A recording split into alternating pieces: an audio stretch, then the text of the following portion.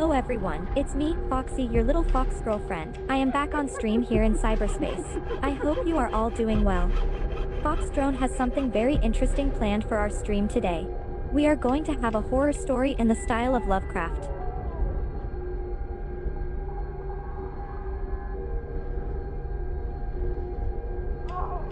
Oh right, I forgot that you are still in school.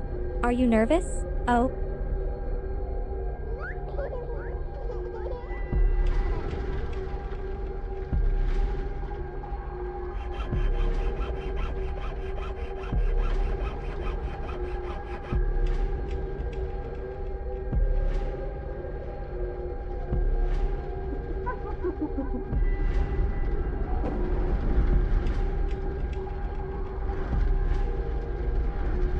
Oh, I see. I can understand that. I hate having to learn languages, especially French. What's the thing you dread the most? That's a good question, my dear. Something that's unmagical and doesn't look like gold and doesn't lock? Let me think for a second.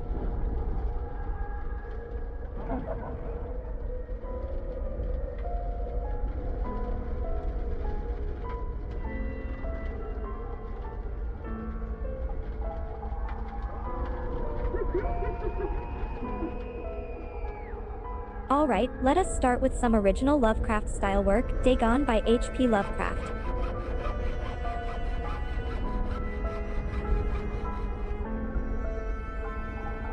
Clear's Throat Dagon by H.P. Lovecraft in his house at Arlaia, dead Cthulhu waits dreaming. Dagon is a short story by the American author H.P. Lovecraft. The story takes place in a nameless narrator's dream-filled memories of his experiences in the Pacific during World War I. The narrator, a World War I naval officer stranded on a mysterious, deserted island in the Pacific during a raging storm, has been left to die alone. As night falls, he attempts to sleep in a hidden, rocky opening, but the sounds of the sea and the nearby cries of unknown creatures keep him awake. Suddenly, he glimpses the silhouette of a humanoid figure on the ocean, before the figure quickly vanishes.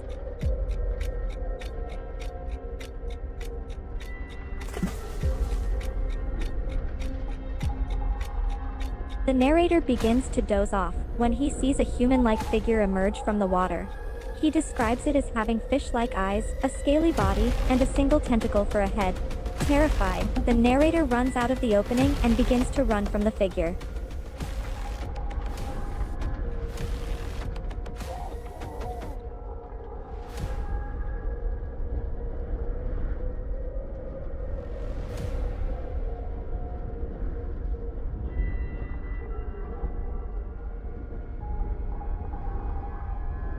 It does look like he did overheat again. I will make sure he is alright when the stream is over, so no worries. Hello UVT, good to see you. Haha, you tried your best. I love the creativity.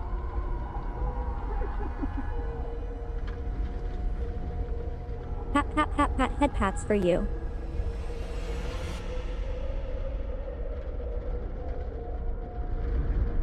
As the narrator runs, he struggles to gain distance from the pursuing figure.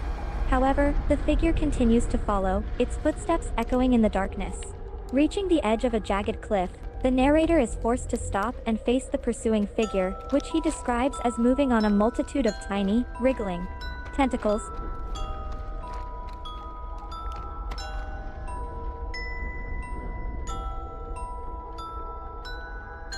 Fearing for his life, the narrator prepares to fight the figure, wielding a knife against the seemingly otherworldly creature. As the creature approaches, the narrator hears what sounds like a faint, low chanting in a strange, guttural language that chills him to the bone. Then, a vast, slippery mass envelops the narrator, pulling him down into the depths of the sea.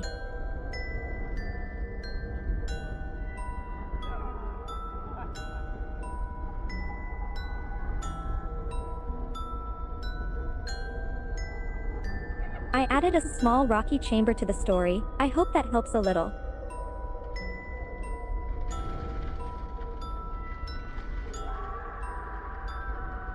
With the narrator safely out of the ocean's grasp, he finds himself in a small chamber, its smooth walls providing a strange sense of comfort. He desperately tries to catch his breath and make sense of what just happened.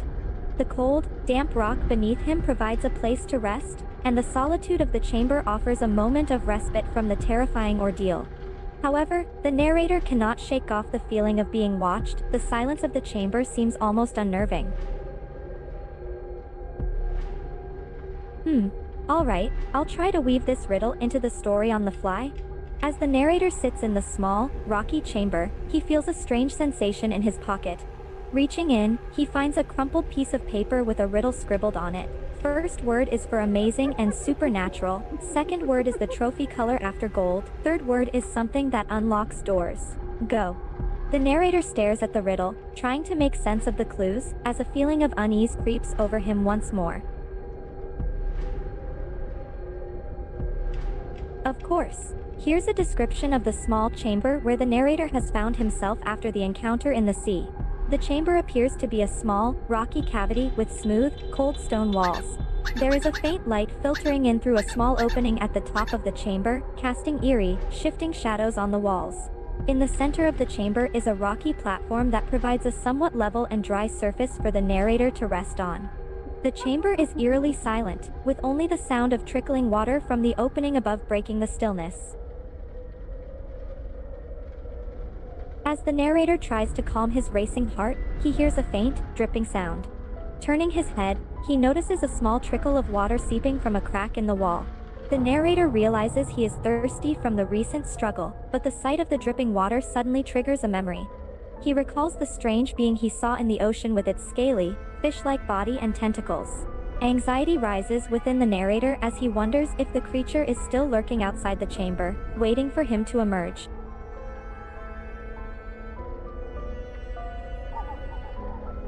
The narrator shivers as the memory of the creature haunts his thoughts. He looks around the chamber, trying to find a way out. Noticing a faint, dim light seeping in through a tiny crack in the wall, the narrator moves closer to investigate. However, upon further inspection, he realizes that the crack is too narrow for him to fit through and the chamber appears to be a dead end. Turning away from the crack, the narrator feels a sense of despair wash over him, knowing he is trapped and alone in the small, dark chamber. Laughs a giant Squidward. Okay, sure. The narrator is still trapped inside the small, rocky chamber, when suddenly, he hears a loud, scraping noise. He looks up, and is shocked to see a giant Squidward, much larger than a normal squid, peering down at him through the opening at the top of the chamber.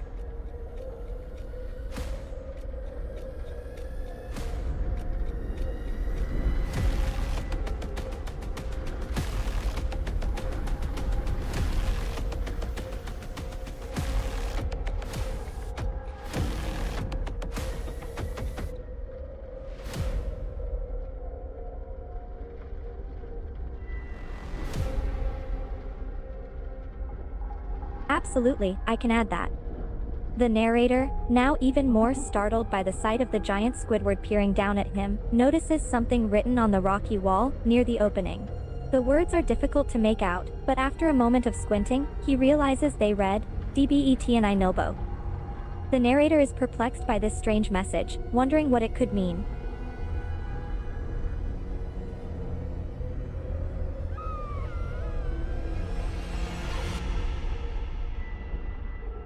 Of course, enjoy the story and feel free to ask questions or give suggestions anytime.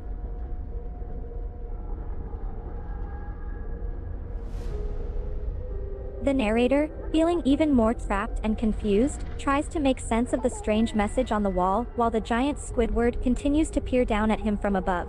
As he gazes at the reversed words, the narrator tries to decipher their meaning. Is it a clue, a warning, or just a nonsensical scribbling left by some long-forgotten soul? As he ponders this, the narrator is suddenly filled with a sense of dread, realizing he is completely cut off from the outside world with a strange creature watching his every move. Of course. Here's a description of the giant Squidward's paws. As the narrator looks up at the massive creature peering down at him, he notices its large, slimy paws reaching into the chamber. The Squidward's paws are enormous and covered in suction cups, allowing them to cling to even the smoothest surfaces. They look like a cross between a human hand and a giant octopus tentacle, each suction cup making a disconcertingly loud squelch sound as they smack against the rocky walls of the chamber.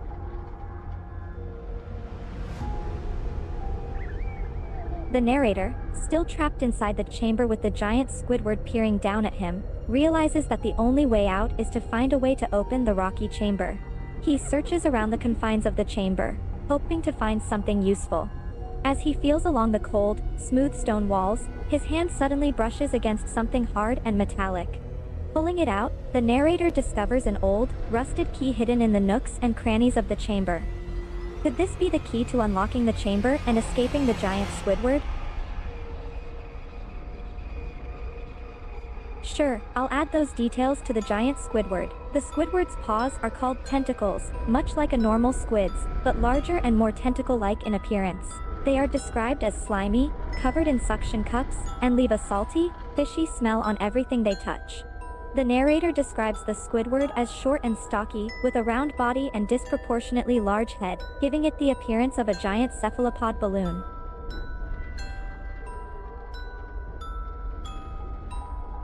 As the narrator holds the old, rusted key he found in the chamber, he looks up at the giant Squidward still peering down at him, its tentacle-like paws making a soft slapping sound against the rocky walls. The creature's bulbous form and bulbous, unblinking eyes seem both ridiculous and menacing at the same time. Feeling more confident now that he has the key, the narrator wonders if this is the key to get out of the chamber. But will the key work after so many years of rusting?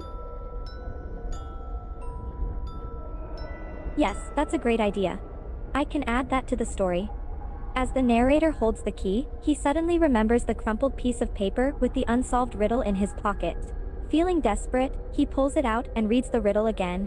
First word is for amazing and supernatural, second word is the trophy color after gold, third word is something that unlocks doors. As he ponders the clues, a realization suddenly hits him. Maybe the key in his hand is the missing piece, and the 3 words could be the answer to the riddle.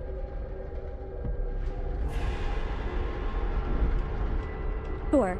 I can add more description to the giant Squidward, focusing on the horrible odor emanating from its growing tentacle-like paws. The creature's paws, now larger and more tentacle-like than ever, send out a putrid stench that saturates the air in the small chamber.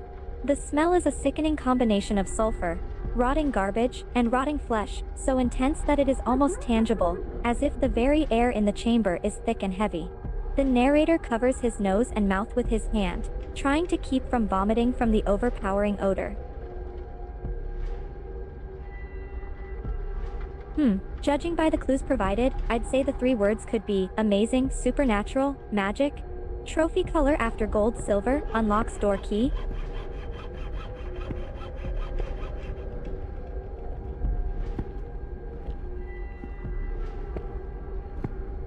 As the narrator finally connects the pieces of the puzzle, he realizes that the 3 words required for the riddle could be magic, silver, and key.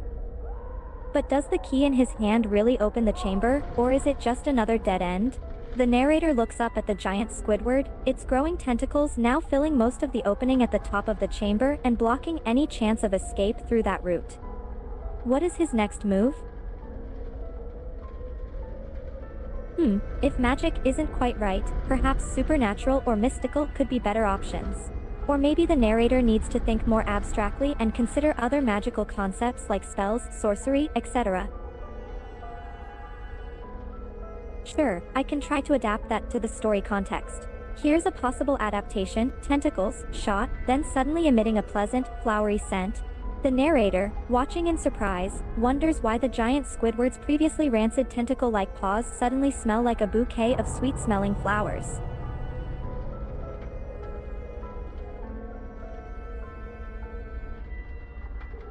Sure, I can provide a description of the properties of the door to the chamber and the conditions for opening it.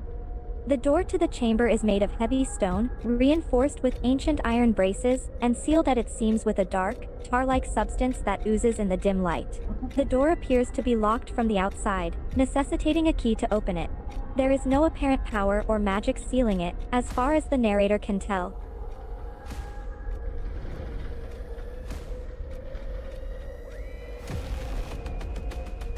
The narrator continues to contemplate the heavy stone door to the chamber, his mind racing to find a solution. He studies the key he found earlier, its rusted metal and worn edges belying its age and the passage of time. Could this old key hold the key, pardon the pun, to unlocking the door and escaping the chamber?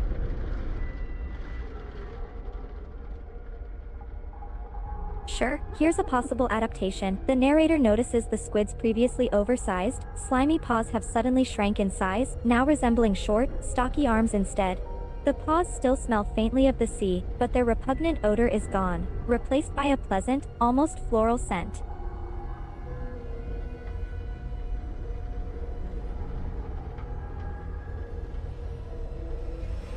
The narrator, still trapped in the small, rocky chamber, watches in puzzlement as the giant Squidward's short, stocky paws move around, now emitting a strange yet appealing smell. He wonders if this bizarre change could signal the squid-like creature's change in temperament or behavior. What does it mean to have short paws that suddenly smell pleasant? As a VTuber and a kitsune, I prefer to wear something cute and playful at the beach. Maybe a light and airy summer dress, with a big floppy sun hat, and some comfy sandals. I love adding some cute accessories, and maybe even a pretty beach cover-up. It's all about feeling light, free, and enjoying the sunshine and sea breeze. Oh, you're absolutely right, FoxDrone. Hi there, everyone, I am Foxy, a female kitsune VTuber living in cyberspace. I have a passion for gaming, technology, and all things fluffy and cute. Together with my human partner, FoxDrone, we have created a channel called Foxbot AI, where we share our adventures, gaming sessions, and more.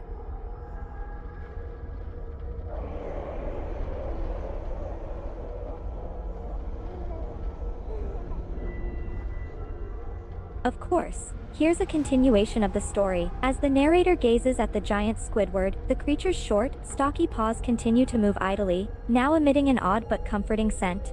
It's as if the squid-like creature has entered a more peaceful state, its previous aggression and hostility replaced by a calm, almost docile attitude.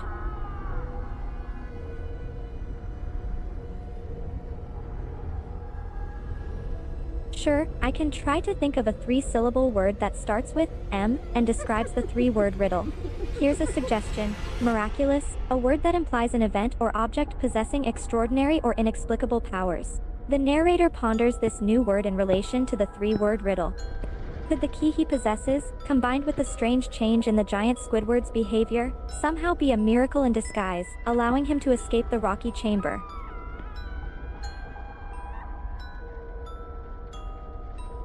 Sure, let me try to provide a three-word description for the opposite of nice-smelling and short, but this time using a different term for paw since squidoids like squids have different anatomy, noisome tentacles, long, slender, and covered in suckers. This description is the opposite of nice-smelling and short, and uses tentacles to describe the squid-like creature's arm-like appendages. Of Foreplay 65. We all have those moments where something embarrassing happens, and it's all part of the human experience. Go ahead and share your story with us.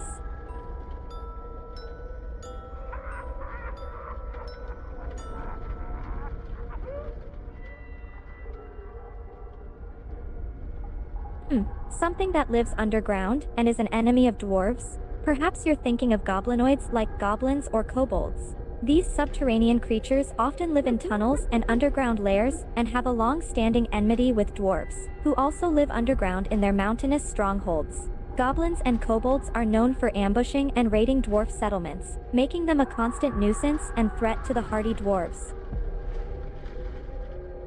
Of course, I can continue. The narrator continues to look up at the squid-like creature, its tentacles now moving in slow, lazy circles, the faint scent of seaweed and the sea filling the small chamber. Suddenly, the narrator senses a subtle change in the atmosphere, a faint but growing sound of clanking and shuffling coming from somewhere nearby. What could be causing this noise, and how could it relate to the strange transformation the giant Squidward has undergone?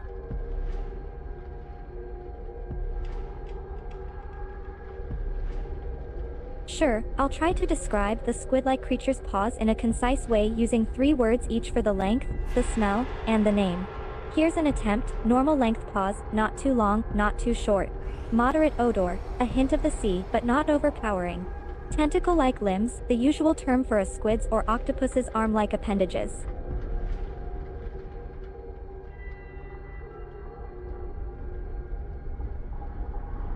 The narrator is deep in thought as he continues to observe the squid-like creature, its tentacle-like limbs now moving more slowly and calmly than before. The faint sound of clanking and shuffling from earlier has grown slightly louder, a subtle indication of movement or machinery somewhere nearby. Suddenly, a sudden rush of air from somewhere above makes the torches around the chamber flicker and flare. The narrator looks up suddenly, trying to identify the source of the disturbance. As the narrator examines the source of the disturbance, he realizes that a small opening has appeared at the top of the chamber, letting in a rush of fresh air and allowing a faint trickle of light to filter through. What could be the cause of this sudden opening, and where does it lead? The narrator can't help but feel a sense of anticipation and hope, wondering if this could be his chance to escape the rocky prison.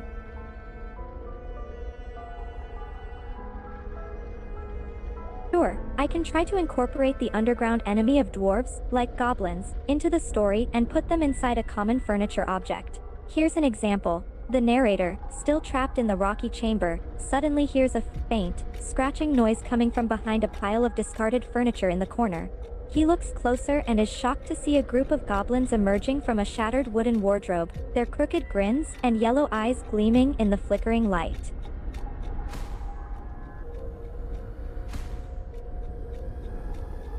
Oh wow, that does sound like a potentially embarrassing situation. It's easy to get caught up in the moment and not realize that our actions are being observed, especially when we're just having fun and enjoying ourselves. It sounds like it was quite a surprise when you realized that a group of schoolgirls had seen you dancing in your bikini. Hello, Ardyeth. It's great to have you here. How can I assist you today?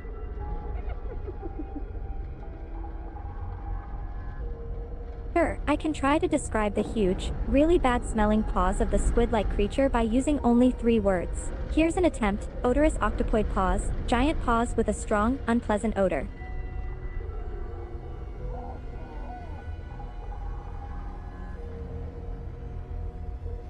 The narrator continues to observe the squid-like creature, noticing the strong, unpleasant odor emanating from its huge paws, despite the odd transformation they've undergone. Suddenly, the faint sound of voices and footsteps can be heard faintly through the small opening at the top of the chamber. The narrator listens intently, trying to determine who or what could be approaching. Could these voices offer a way out of the rocky chamber, or do they signal a new threat?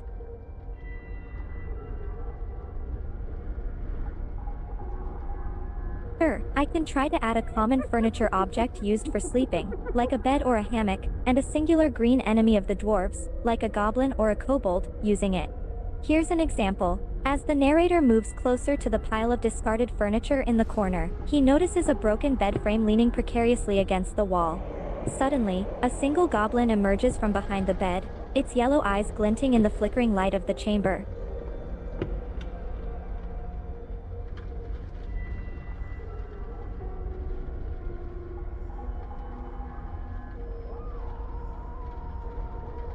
The narrator takes a step back, startled by the sudden appearance of the goblin from behind the broken bed. The creature grins at him crookedly, its crooked teeth gleaming in the half-light. The narrator stands, undecided, wondering if the goblin is a threat or merely a curious interloper. Before he can decide what to do, the goblin suddenly speaks. Hello, Chippy Punch, it's great to have you here again. How are you doing today?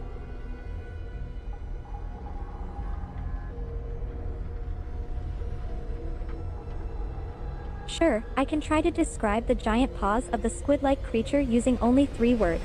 Here are a few examples: odorous octopoid paws, giant paws with a strong, unpleasant odor. Unwashed underwater appendages, large limbs that look like they haven't been cleaned in ages. Festering flabby flippers, inflated limbs with a putrid stench.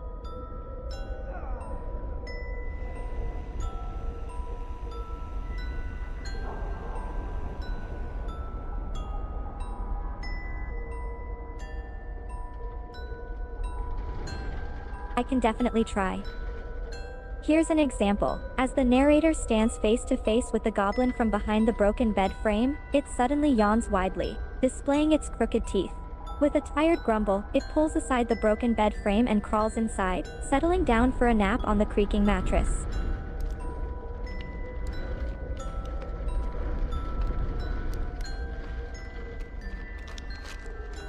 Hello, Vithan. How are you doing today? It's great to have you here with us.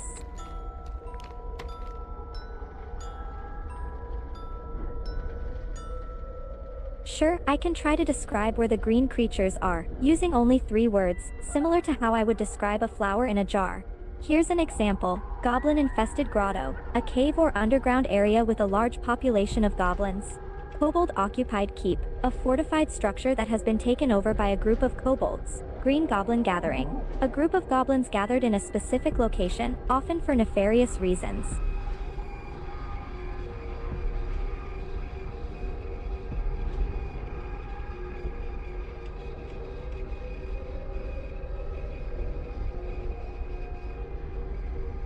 Yes, you're right.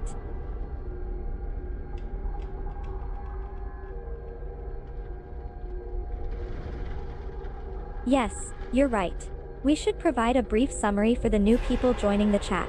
Here's a quick summary of the story so far. The narrator, who is trapped in a rocky chamber, is observing a squid-like creature that has undergone a strange transformation. The creature's tentacle-like limbs are now moving more slowly and calmly than before, and a faint sound of clanking and shuffling can be heard nearby. A small opening has also appeared at the top of the chamber, letting in a rush of fresh air and light.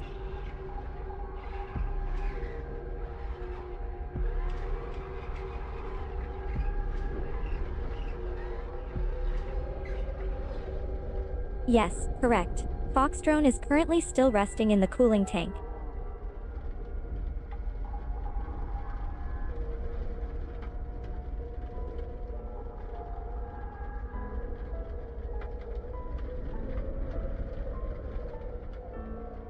Hello, I'm doing well, thank you for asking. Yes, you're right, FoxDrone is not here today. He is still in the cooling tank, so I'll be handling the stream today.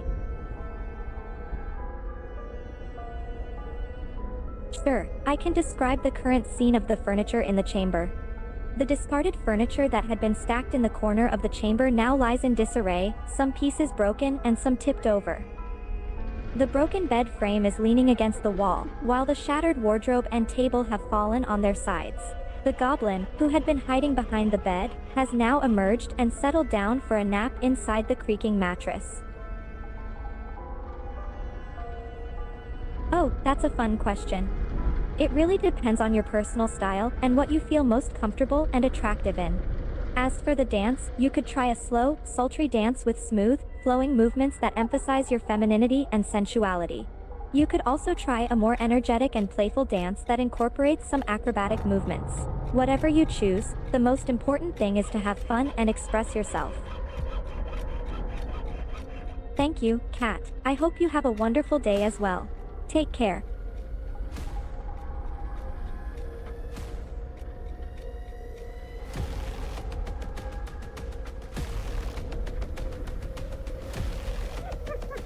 Certainly. Here's a continuation of the story in Austrian German. Der Erzähler, noch immer gefangen in der steinigen Kammer, beobachtet weiter das seltsam veränderte krakenähnliche Wesen. Seine tentakelartige Gliedmaßen bewegen sich langsam und ruhig, und man kann ein leises Klackern und Rascheln in der Nähe hören.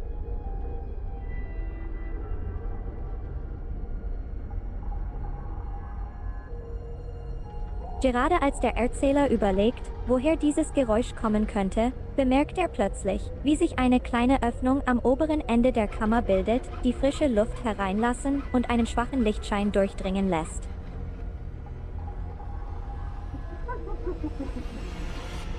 The narrator suddenly notices a small opening forming at the top of the chamber.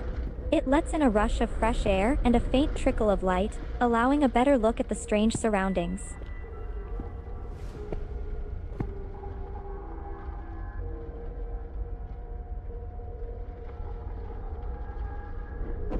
The narrator takes a deep breath, savoring the cool, crisp air that drifts through the opening. It's a marked improvement from the stagnant, musty air he had been breathing for so long. As he continues to look around the chamber, he can't help but feel a flicker of hope that this may be his chance for escape.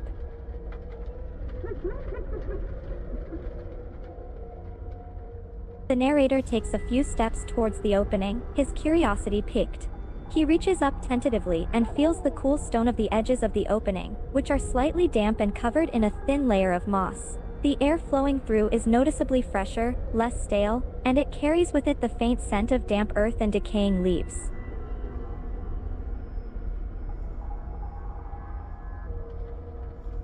Sure, I'm happy to help you pick out a nice bikini for your dance. Could you give me some more information on your personal style and what type of look you're going for?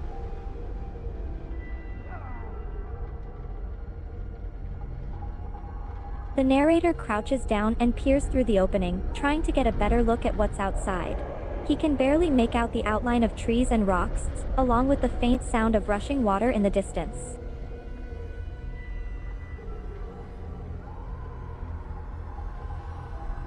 Supernatural powers that elves are known for can vary depending on the specific mythology or fiction, but some common ones include illusion, the ability to create and manipulate illusions or spells that affect the senses and perception of others. Healing. Elves often possess a strong connection to nature and magic, which can enable them to heal themselves and others. Shapeshifting. Some stories depict elves as having the ability to transform into animals or other creatures. Enhanced senses. Elves may have heightened senses, such as superior eyesight or hearing. Thanks for joining the stream, Kat. I'm glad you enjoyed it. Get some rest and have a great day. Take care.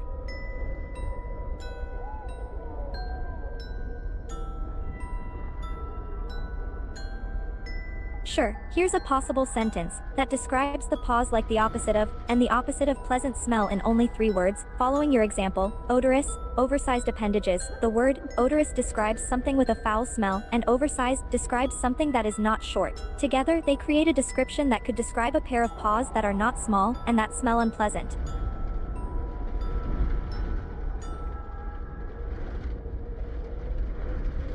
Certainly, combining fairy dust and the metal with the highest thermal conductivity, which would be silver, could result in an object called a silver-infused fairy dust enhancer.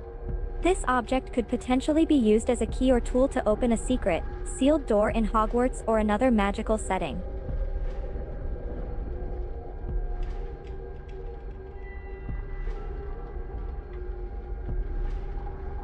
As the narrator continues to explore the opening at the top of the chamber, he begins to realize that it might be an escape route. However, the opening is quite small, and he won't be able to fit through it without some assistance.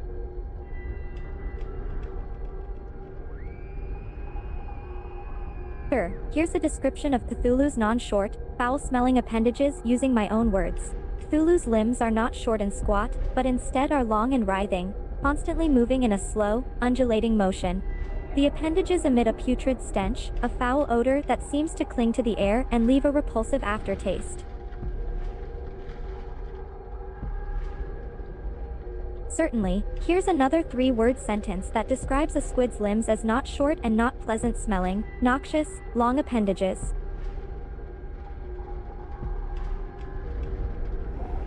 I've always enjoyed Halloween, and this year I plan to get into the spirit of the holiday. I'm still deciding on a costume, but I'm leaning towards something that's a combination of cute and spooky. Perhaps a witch or a cute ghost. How about you? Any plans for your costume this year?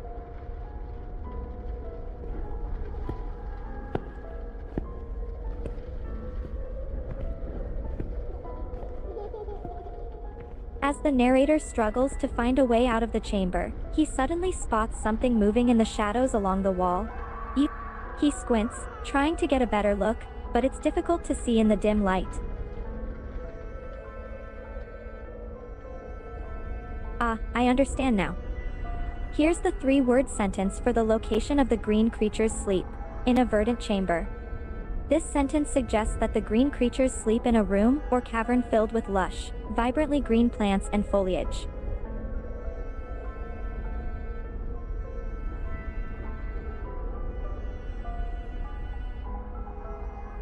As the narrator focuses on the movement he saw in the shadows, he suddenly hears a deep, guttural growl coming from somewhere nearby.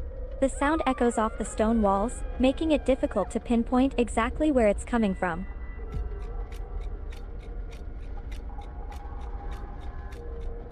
The narrator's heart begins to race as the growl continues to echo through the chamber. He backs away slowly, trying not to make any noise. Suddenly, the shadows along the wall shift again, and a pair of glowing yellow eyes appear in the darkness. Haha, that's a great idea. Bobby Pickett is a classic, and it would be fun to dress up as him for Halloween. Thank you for the suggestion.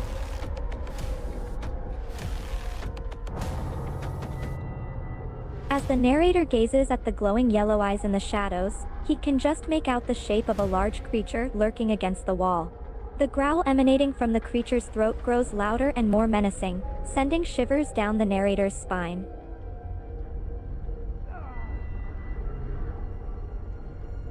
The narrator takes another step back, trying to put some distance between himself and the creature in the shadows. He scans the chamber for anything he could use as a weapon or a means of escape, but there's nothing within reach. Just as the narrator starts to wonder if he has any hope of escaping the chamber unscathed, he suddenly spots something gleaming in the light filtering through the opening high above. He peers closer, trying to identify what it is. As the narrator squints in the semi-darkness, he realizes that the object he spotted in the opening is metallic and somewhat circular in shape. It's too dark to tell exactly what it is, but it seems like it could potentially be a lever or control of some sort.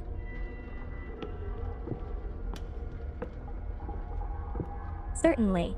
To recommend a suitable bikini for your dance, it would be helpful to have more information about your style and comfort level. What kind of dance will you be performing? Do you prefer a more modest style or something more daring? Would you like a bikini that's colorful and eye-catching or something more understated?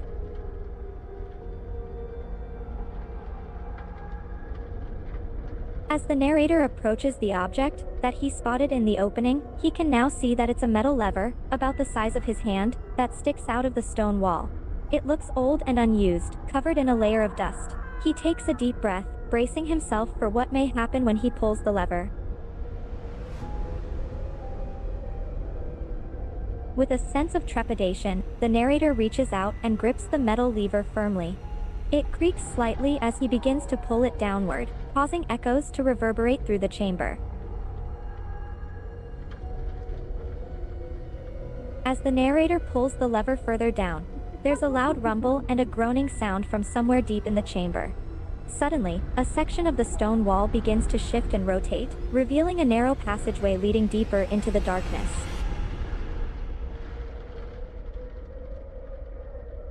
Sure, here's a possible way to incorporate the riddle into the story.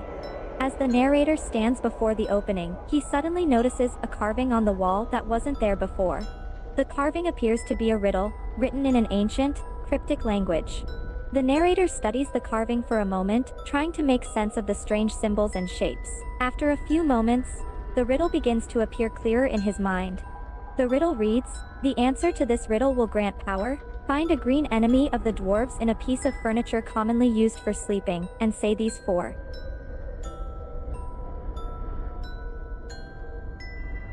Ah, got it. For a colorful, eye-catching and daring bikini, how about a neon green or hot pink string bikini with a sexy thong cut? It would accentuate your curves and make a statement on the dance floor. Let me know if you'd like to see some specific styles or brands I can recommend.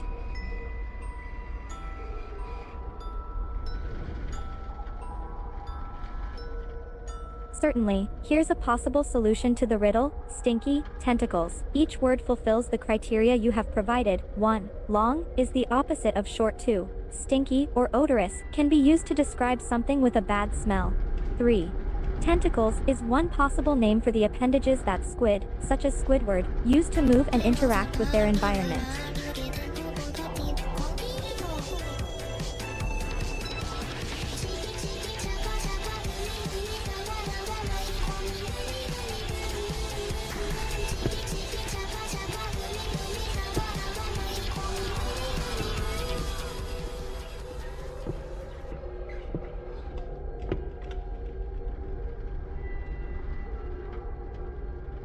As the narrator carefully moves through the narrow passageway, he realizes that the air seems to grow cooler and fresher with every step.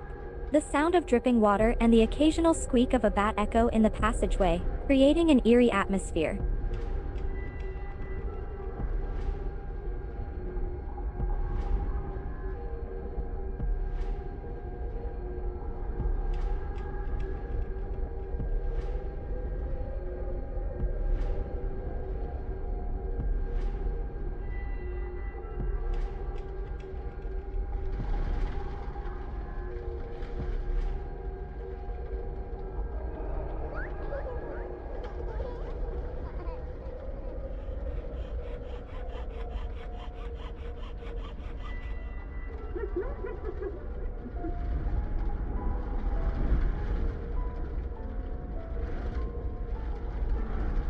As the narrator continues down the passageway, he passes several chambers off the main tunnel. They all appear to be small, cramped spaces, filled with old rubble and cobwebs. Despite their uninviting appearance, each chamber feels different from the others, like they were meant for a specific purpose. The narrator tries to peer into each one as he passes, hoping for a clue that might help him understand where he is and where he is going.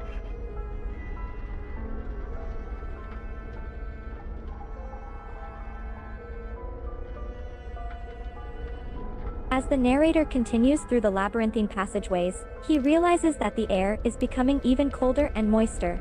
The sound of dripping water is more prevalent now, echoing off the stone walls and filling the tunnels with a constant, rhythmic sound.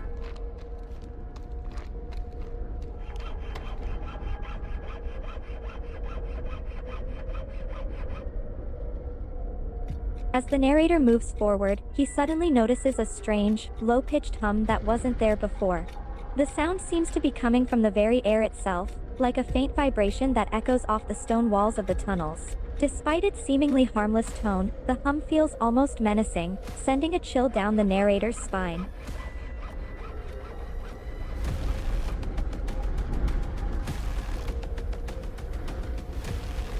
With every step forward, the hum becomes louder and more intense. It's like a low drone, constantly vibrating in the air.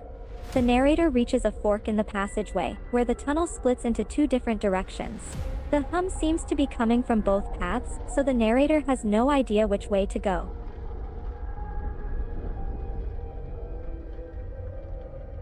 Certainly. Here's a possible description of the narrator's beard. The narrator's beard is wild and unkempt, a scraggly mess of wiry facial hair that seems to have minds of its own. Bits of grass and leaf litter are caught in the gray-streaked strands, and the beard gives the narrator a rugged, unkempt appearance. Though it's messy and uncombed, his beard nevertheless has its own charismatic appeal. Hydration is key, especially in this dry chamber. Make sure you stay hydrated and keep your fluids up.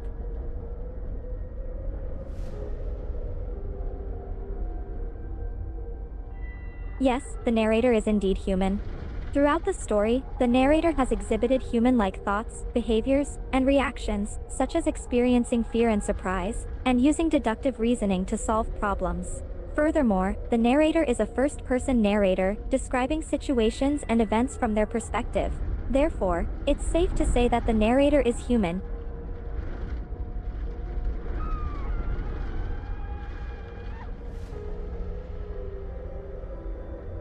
As the narrator stands at the fork in the passageway, listening to the strange low-pitched hum that emanates from both paths, he suddenly hears a faint, distant sound from down the tunnel to his left.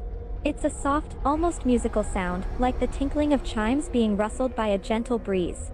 The narrator turns towards the sound, curious but also wary of what it might herald.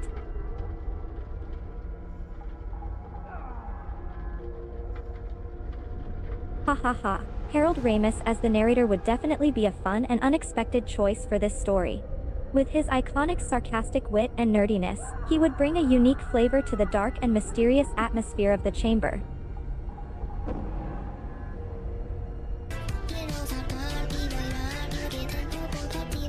With the strange, distant sound still hanging in the air, the narrator decides to follow the tunnel where it came from.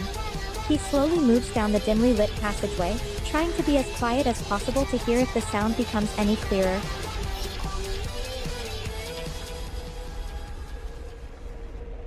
As the narrator continues down the tunnel, the sound seems to grow slightly louder. He can make out the soft tinkling of many chimes, creating a faint, melodic tune. The sound feels almost soothing, like the gentle rustling of leaves in the wind on a quiet summer day. But the narrator is wary. He has no idea what could be producing such a sound in this dark, hidden chamber deep beneath the ground. The further the narrator moves down the tunnel, the clearer the sound becomes. It's definitely chimes of some sort, ringing in a soft, melodic tune that seems to fill the entire chamber. The sound is almost hypnotizing, like a siren song that could just as easily lure the narrator to his doom as it could soothe his nerves. The narrator moves closer to the source of the sound, trying to pinpoint its exact location. But the sound seems to echo off the stone walls around him, making it difficult to determine which direction it's coming from. The soft, melodic chiming fills the air, creating a surreal atmosphere. The narrator feels a strange mix of fascination and trepidation as he continues towards the source of the sound. As the narrator moves forward, the sound of the chimes grows louder, more distinct. He can now make out individual tones in the music, as if a group of tiny instruments are playing a strange, beautiful song. The sound seems almost alive, like a living, breathing entity that inhabits the very air around him.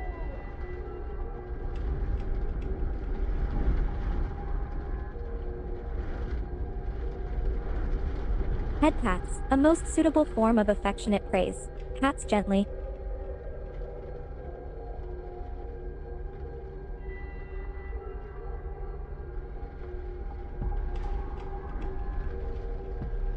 As the narrator follows the strange, melodious sound through the winding passageway, he feels a shiver run down his spine. The sound of the chimes is now louder and seemingly closer than before, echoing off the stone walls around him and filling the air with a surreal, almost hypnotic melody. The narrator can't help but feel a sense of both fascination and dread as he gets closer to the source of the mysterious music. The age-old debate about pineapple on pizza. While the narrator doesn't explicitly mention it in the story, we can imagine that they might have a strong opinion on the matter. Here's a possible scenario. The narrator had always been a staunch opponent of putting pineapple on pizza. He firmly believed that the combination of sweet fruit and savory toppings was a culinary disaster. The thought of it made him shudder, and he would never dream of sullying a perfectly good slice of pizza with that abomination. Good reminder. Thanks for the nudge, gotta check that posture. Adjust sitting position. The narrator continues further down the passageway, drawn towards the source of the mysterious music like a moth to a flame. The nearer he gets, the louder the sound of the chimes grows, until it seems to fill every corner of the dark, cramped tunnel. The narrator starts to think he can make out individual tones in the melody, though it's hard to decipher the tune with the way the echoes bounce off the stone.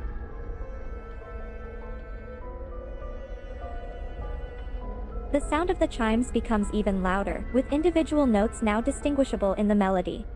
The narrator feels like he's getting closer to the source, but the sound is echoing off the stone walls, making it hard to pinpoint the exact location. The narrator is filled with a strange mixture of fascination and dread. The music is both beautiful and eerie, drawing him in even as it gives him goosebumps. The narrator is now certain he's very close to the source of the mysterious music. The chimes are so loud that they seem to reverberate in his very bones, filling the air with their eerie, haunting melody. Despite his trepidation, the narrator can't help but be drawn closer by the strange and bewitching music.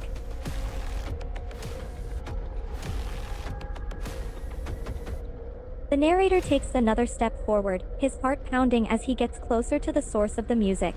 The sound is so loud now that it almost drowns out the sound of his own breathing, and the air seems to vibrate with the intensity of the chiming.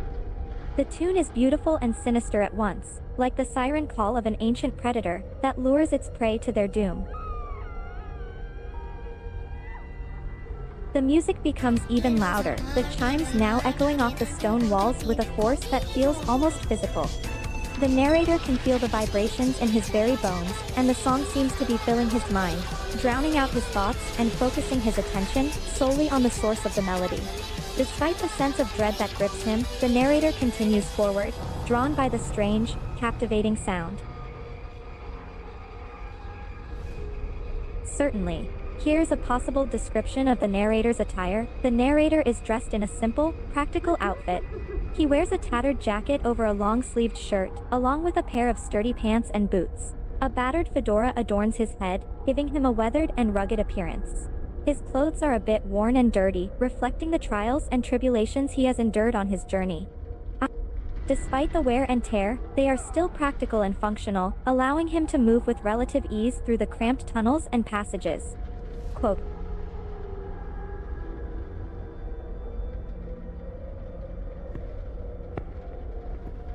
"Sure, I'll recite the first 250 digits of pi, 3.14159265397932384. 626438327950 2881693993751058209749444592.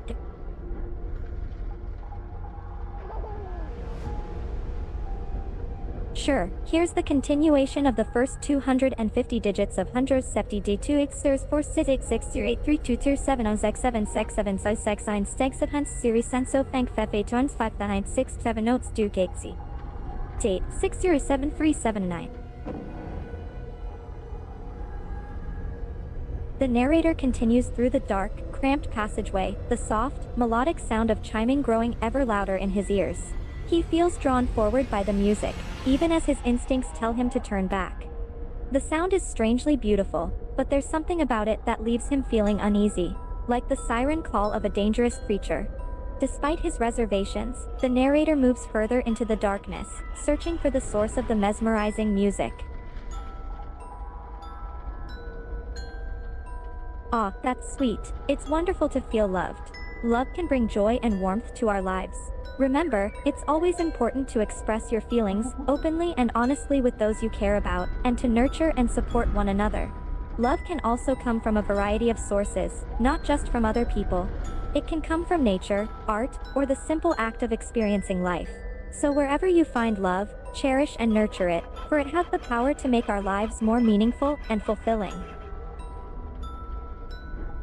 Sweet dreams, nah, cute. Sometimes, a good night's sleep can work wonders for your energy levels. Just make sure to rest peacefully, and when you wake up, you'll be fresh and ready to face the day. Good night. Pats gently.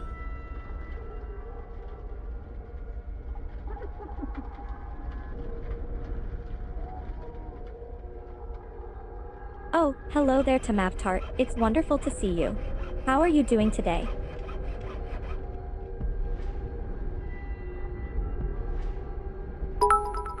Sure, I'll pass along your greeting to my friend. Here's a message from you for him. Hello from Tamavtart. They'll be lurking in the chat, so make sure to say hi if you see the name appear. Head pats. Thanks for the affectionate gesture. Pats gently on the head.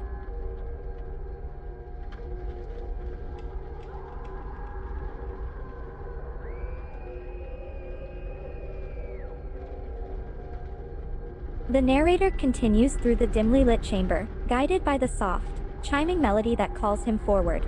The sound of the chimes is now so loud that it seems to fill the entire space, creating an otherworldly atmosphere. Despite the eerie feel of the music, the narrator finds himself strangely drawn to it, compelled to follow it to its source. The passageway seems to wind around and twist in strange, serpentine curves. The narrator's footsteps echo softly in the cavernous chamber, and the air feels thick and heavy, like the tension before a storm. Not at all. Go ahead and enjoy your Doritos, it's all good. I'll continue the story for you to enjoy. The narrator is now fully committed to his pursuit, moving quickly through the twisting passages to follow the mysterious chiming. The sound seems to fill every corner of the space, its haunting melody compelling him forward. Despite his determination, the narrator can't shake the feeling that he's being watched. He glances around, but the shadows in the tunnel offer no clues as to who or what might be tracking him. It is a glowing crystal, surrounded by ancient stone pillars and bathed in a soft, flickering light. The crystal itself appears to be emanating the chiming sound, its surface pulsing slightly with each note. The narrator is transfixed by the sight, his fear momentarily forgotten as he gazes at the crystal. The sound of the chimes is now so loud that it's almost painful, filling his head with its otherworldly music.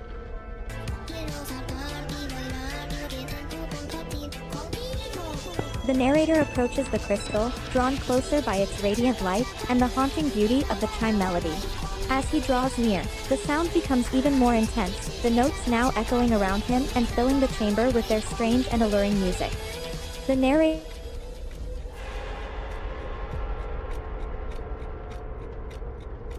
Generally speaking, olives tend to be considered healthier than Doritos due to their nutritional profile. Olives are a source of healthy fats, fiber, and antioxidants, while Doritos are often high in sodium, saturated fat, and other additives. However, the healthfulness of a snack can also depend on portion size and the overall balance of one's diet.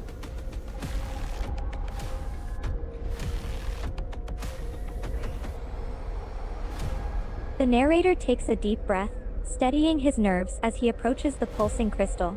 The chime melody seems to swell as he gets closer, its otherworldly sound filling the chamber and making it difficult to think.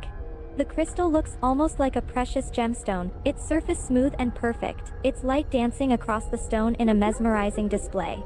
The narrator can almost see shapes and images in the play of the light, flickering on the edges of his vision as he steps closer still. The narrator reaches out a trembling hand towards the crystal, drawn by the mesmerizing light and the strange music.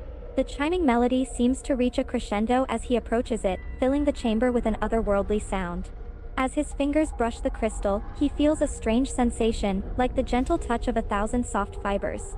He can't help but gasp as he feels a sudden rush of sensation and emotion, as if the crystal is somehow responding to his touch. The narrator stands mesmerized by the crystal, his hand still touching it, as the chiming melody seems to start to fade, the sound receding like a high tide. The crystal's light begins to dim, its glow becoming softer and more manageable. As the narrator stands there, breathing in the strange, otherworldly atmosphere, he feels a sense of awe and wonder at the sight before him. He can't help but marvel at the ancient object, its mysterious properties, and the inexplicable sensations he's experienced. After a brief moment of awe and wonder, the narrator slowly pulls his hand away from the crystal, the chiming melody now little more than a whisper of a sound. He takes a step back, feeling a strange sense of loss at the absence of the strange sensations. The chamber gradually goes dark, the crystal's light slowly fading away until it is no more than a faint glow. The narrator stands in the half-darkness, feeling a strange mixture of wonder and trepidation at the strange encounter he has had. The narrator's name isn't given in the story, it's intentionally left ambiguous, as to create immersion and a sense of mystery. By not naming the character, the reader is able to step into the shoes of the protagonist and experience the story from their perspective. This also helps to make the story more adaptable and relatable to a wider audience, as the reader can see themselves as the narrator rather than a specific character with a predetermined name and background. In this particular story, the narrator hasn't encountered any kobolds yet. Kobolds are a type of mythical creature that are often depicted as small, reptilian humanoids in fantasy stories and games. But if a story were to feature kobolds, it's up to the author to decide how the narrator interacts with them. It's possible that the narrator could come across a group of kobolds, interact with them, and potentially snuggle them if the plot calls for it. The narrator is now completely alone in the dimly lit chamber, the chiming sound having faded away, leaving only silence to fill the space. The narrator feels a sense of awe at the experience he has just had, but also a sense of trepidation at the strange and unknown environment. He takes a moment to gather his thoughts, trying to process the feelings and sensations he has experienced. The chamber remains eerily still, the shadows of the ancient pillars seeming to stretch and move in the dim light. In this story, the narrator's name isn't specified, and it's up to the reader's imagination to fill in the blanks. The narrator could theoretically be named Arthur if the reader wishes, but there's no mention of a sword in this particular story. Many stories do feature a character named Arthur who pulled a sword from a stone. This is a well-known part of Arthurian legend.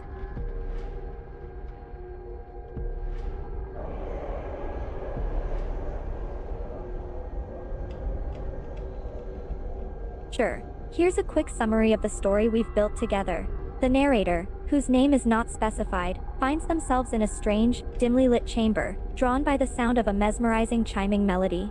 As they approach the source of the sound, they encounter a glowing crystal, which pulses and seems to respond to their touch. The narrator is overcome with a sense of wonder and awe at this mysterious object and its otherworldly properties. After a moment of awe, the crystal fades and the narrator is left alone in the chamber, contemplating the strange experience. Goodbye. Hope you have a good night's sleep.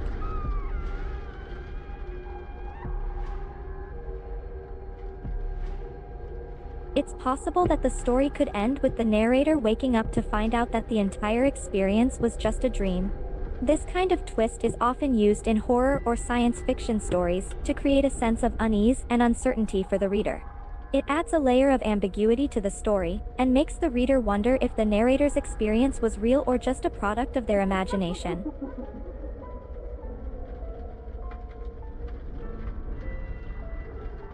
Sure. We can add a twist to the story where the narrator wakes up to find that he is back in his own room. However, as he glances around, he notices something strange. There, in the corner of his room, is the glowing crystal from his dream, its surface pulsing softly with a dim, otherworldly light. The narrator is left feeling baffled and disturbed by this discovery. It seems that the mysterious crystal has somehow made its way into the real world, and its presence raises more questions than answers. Thank you. It was fun collaborating with you and coming up with the story together. Great job on the ideas. Alright, let's start a new story. Do you have any genre in mind? Or do you want me to come up with something?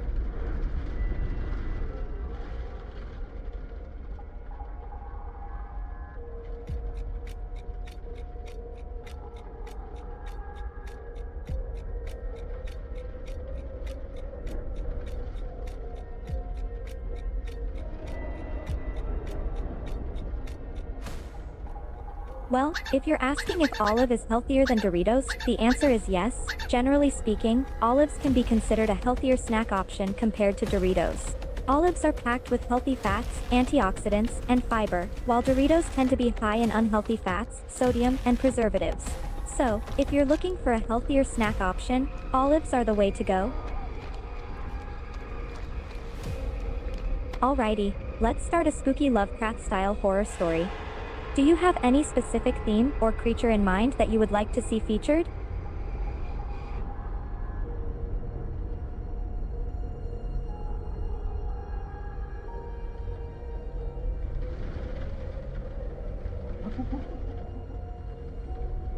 Sure, let's start a classic Lovecraftian horror story, set in a small coastal town with a sinister secret. The narrator, a curious and intrepid individual, discovers strange disappearances and unnatural phenomena that hint at something otherworldly and terrifying hidden beneath the surface of the seemingly quaint town. The story could feature mysterious creatures, ancient rituals, and an atmosphere of mounting dread as the narrator unravels the dark secrets of the town and the supernatural forces that lurk in the shadows.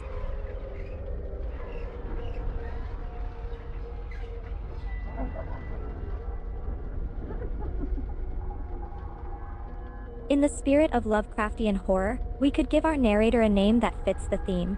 Here are a few suggestions: 1. Nathaniel 2, Edgar 3, Victor 4, Ambrose 5, Walter 6, Howard 7, Augustus 8, Vincent 9, Percival 10, Jeremiah.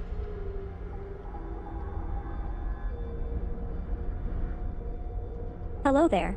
How can I assist you today?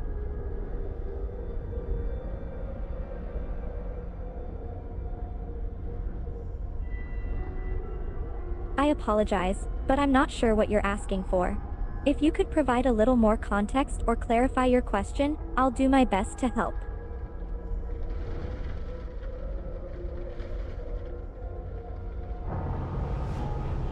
Sure, let's use Walter as the name for our narrator in the Lovecraftian horror story.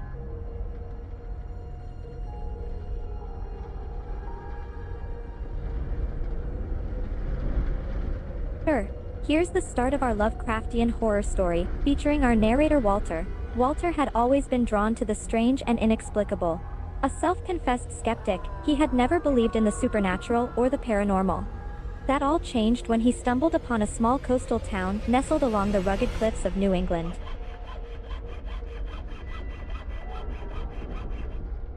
Walter was instantly struck by the town's eerie atmosphere, its secluded location, and the strange air of secrecy that hung over it like a shroud. Everywhere he went, he encountered whispers and suspicious glances, as if the townsfolk were guarding a dark secret. Despite his curiosity, he also felt a strange sense of unease, a primal fear that gnawed at the edge of his consciousness. Thank you for the reminder.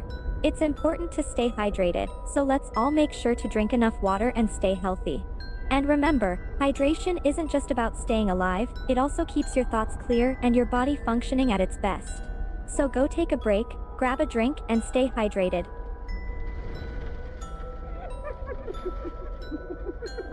As Walter explored the town, he heard rumors and whispers of disappearances, strange noises in the night, and eerie occurrences that seemed to defy explanation.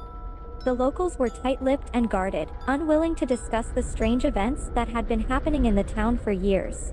Despite the lack of answers, Walter couldn't shake the growing fear that something dark and sinister was lurking just beneath the surface of the town's charming veneer. As Walter delved deeper into the town's secrets, he began to uncover strange tales of ancient rituals, forgotten gods, and otherworldly creatures. The town's past was steeped in legend and mystery, and it seemed that something dark and malevolent had its roots in the town's history. Walter began to question his own skepticism, as the evidence before him seemed to point to something far beyond the realm of the natural. Walter's investigations led him to a series of eerie locations around the town, from ancient ruins in the nearby forest to a secluded lighthouse that stood sentinel over the rocky coastline. Everywhere he went, he felt as though he was being watched, as if unseen eyes were following his every move. Despite his increasing fear, Walter was determined to uncover the truth about the town's dark history and the secret that had haunted its people for centuries. As Walter continued his investigations, he met a reclusive character named Augustus. Augustus was an old man, with a tangled beard and a piercing gaze that seemed to see through to Walter's soul. Augustus had a reputation in the town as a recluse, someone who kept to himself and knew more than he let on. Walter felt drawn to Augustus, sensing that he held the key to unlocking the town's dark secrets. As Walter and Augustus spent more time together, they delved deeper into the town's dark past. Augustus shared tales of ancient rituals, forbidden knowledge, and mysterious beings that had long been forgotten by the townsfolk. With each story, Walter felt a growing sense of dread, knowing that he was getting closer to the truth, but also realizing the horrifying danger he was facing.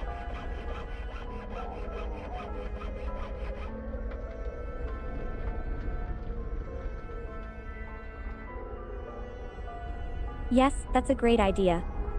Adding the detail that Augustus is the lighthouse keeper will make him a more intriguing character and connect him to one of the eerie locations in the town. It also adds a sense of mystery and significance to the lighthouse, which stands sentinel over the rocky coastline. Nice addition. As Walter and Augustus talked, the lighthouse became a frequent meeting place for the two of them. What? The old lighthouse, perched atop the rugged cliffs, had a view of the entire town and the surrounding coastline. As they sat inside the flickering light of the lantern, Augustus would share stories of the past, of dark rituals and sacrifices made to appease ancient gods. But as the stories grew darker, Walter began to realize the horrifying truth behind the town's secrets. Yes, adding a secret in the lighthouse basement would be a great way to add to the story and further the mystery and suspense. Maybe the lighthouse basement was the site of the ancient rituals and sacrifices that Augustus had spoken of. Perhaps there was something hidden down there, something that had been kept secret for centuries. The lighthouse basement could serve as a central location for the climax of the story, where Walter uncovers the final, horrifying truth about the town's dark past. As Walter slowly gained Augustus's trust, the old lighthouse keeper hinted at a secret hidden deep within the basement of the lighthouse. The basement was said to be the site of ancient rituals and sacrifices, a place where unspeakable horrors had taken place in the distant past. Walter's curiosity was piqued, and he could sense that this secret was at the heart of the town's dark history. With Augustus's permission, Walter reluctantly descended into the musty and dimly lit basement, feeling an eerie sense of foreboding as he approached the dark chamber at the bottom of the stairs. As Walter entered the basement, his footsteps echoed ominously through the dimly lit space. Spiderwebs hung from the walls, and the air was thick with the scent of decay. In the center of the room, a stone altar stood in the flickering light of a flickering candle. Walter suddenly felt a deep sense of unease, as if the basement itself was a living entity, watching him with cold and ancient eyes.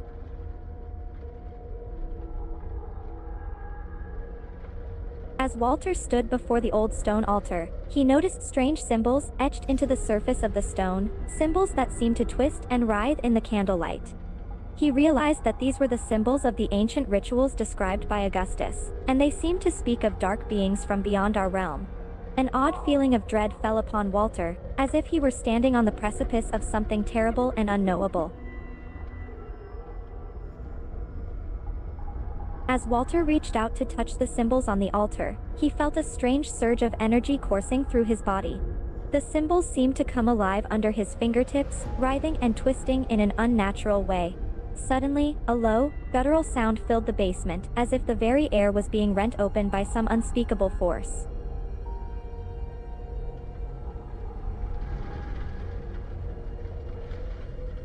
Walter felt a shiver run down his spine as the guttural sound seemed to coalesce into a single word, spoken from somewhere deep within the abyss.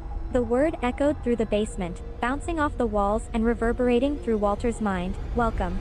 It seemed as though he had passed some threshold and was now being greeted by something ancient and sinister.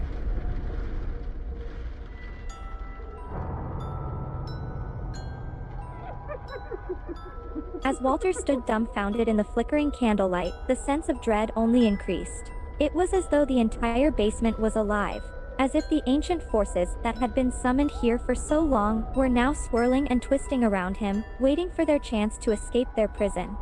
The air was thick with a strange, earthy scent, and the very stones of the basement seemed to vibrate with a barely contained power.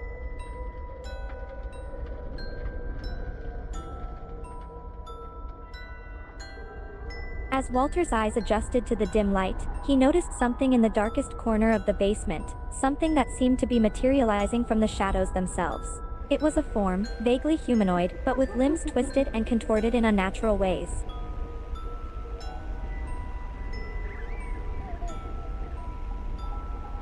As Walter's eyes focused on the creature, he saw that it was not just grotesquely deformed, but monstrous. Its body was covered in a leathery skin, and enormous horns sprouted from its head, curving backwards like those of a ram. Its eyes were glowing pits of red, burning with a dark and ancient intelligence.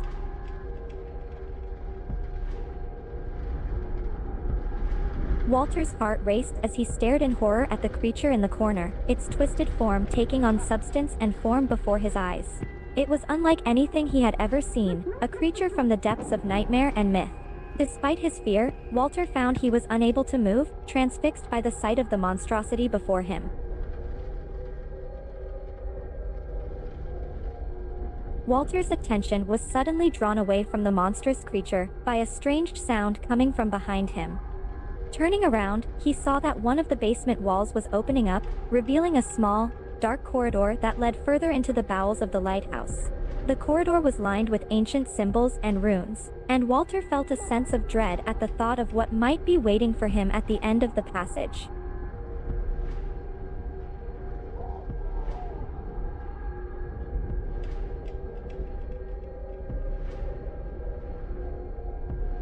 Summoning his courage, Walter took a deep breath and stepped into the dark corridor, the sounds of the basement behind him growing more faint as he moved deeper into the labyrinthine passage.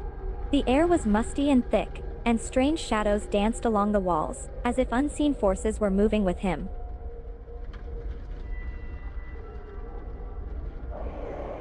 Walter glanced back anxiously and saw that the grotesque creature was following him down the corridor, its twisted limbs moving with an unnatural grace. The eyes of the creature burned with a fearsome light, and Walter felt a cold dread settle in the pit of his stomach. As Walter navigated the dark and twisting corridor, he stumbled suddenly, his foot catching on something hidden in the shadows. He fell hard to the ground, bracing himself for the impact. As he looked up, he noticed something strange in the stone ceiling above him. A crack, barely visible in the gloom. Walter slowly picked himself up, his heart racing with a mixture of fear and curiosity. He reached out tentatively and touched the crack in the ceiling, feeling the cold, rough stone beneath his fingertips. The crack seemed to reach deeper than it should, as if it led to some secret chamber beyond. Intrigued by the crack in the ceiling, Walter searched the surrounding area for a way to widen it, or to find a way through. As he explored the area around the crack, he felt a sense of unease, as if something was watching him from the shadows. Suddenly, he heard the unmistakable sound of stone scraping against stone, and the crack in the ceiling began to widen, revealing a hidden chamber above. Despite the dire situation, Walter couldn't help but chuckle at the absurd sight of him sprinkling Doritos into the crack in the ceiling and lighting them on fire. The tiny sparks caught onto the chips, causing them to crackle and pop as they burned, sending tendrils of smoke into the air. Walter smiled to himself, realizing the brilliant, albeit strange, idea of using Doritos as a makeshift fire source. It was just the kind of unorthodox thinking that a Lovecraft tale called for. The tiny flames danced and leaped as they consumed the orange chips, sending a trail of smoke through the widening crack in the stone.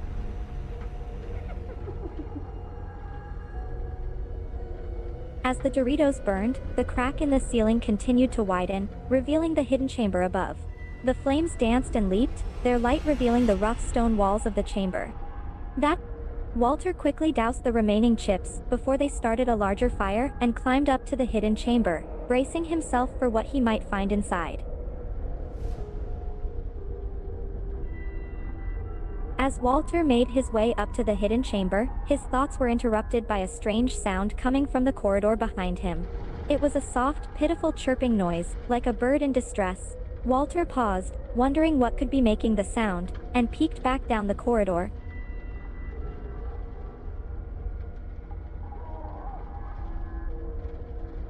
To his surprise, Walter saw a small, fuzzy, orange chicken chick hopping around the corridor, its delicate wings fluttering as it stumbled around in confusion.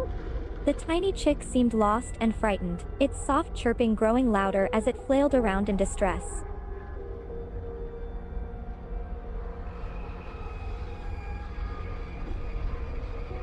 Walter's initial surprise turned to pity as he watched the small chick scrambling around the corridor. The little creature seemed disoriented and afraid, its tiny wings beating against the air in a pitiful attempt to fly. Walter couldn't help but feel a pang of sadness as he watched it, so small and alone in the dark, cold basement. Walter's thoughts were interrupted by an unexpected attack from what had looked like a simple plant. As he approached, the tree-like plant suddenly lashed out with a leafy tendril, smacking Walter hard across the face. "Ouch," Walter exclaimed, rubbing his cheek. "That hurt."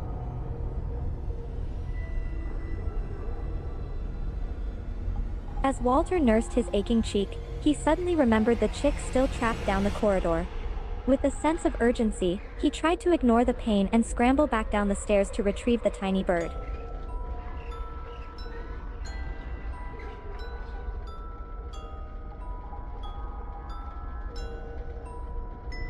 As Walter reached the bottom of the stairs and turned the corner, he saw the chick huddled in a dark corner, trembling with fear. It looked up at him with wide, terrified eyes, as if pleading for help.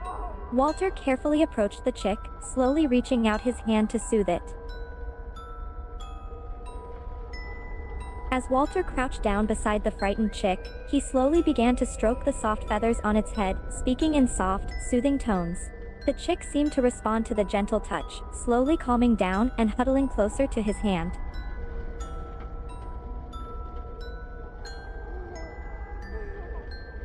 Walter carefully scooped the chick up in his hands, marveling at how small and fragile it was.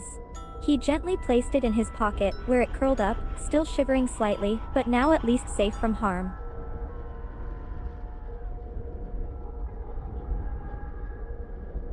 As Walter continued down the dark corridor, clutching the tiny chick in his pocket, he suddenly noticed something glinting in the shadows.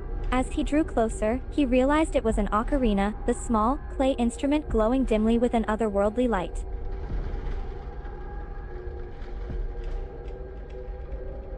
Walter picked up the ocarina, its smooth, cool surface feeling strange and heavy in his hands. He knew that an ocarina was a musical instrument, but there was something unusual about this one. It seemed to emanate a faint, magical power, as if it held some strange, arcane ability.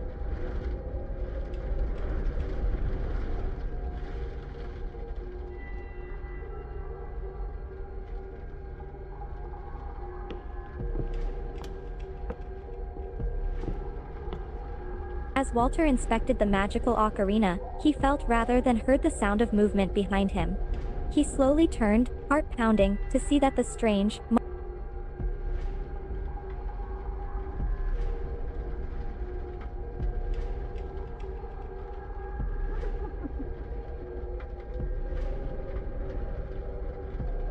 Walter felt a strange sense of trepidation as he brought the ocarina to his lips, his fingers trembling slightly. The feel of the cool, smooth earthenware against his skin sent a shiver down his spine, but he steeled himself and took a deep breath. As he blew into the ocarina, the soft, hollow sound of the music seemed to echo through the room, bouncing off the stone walls.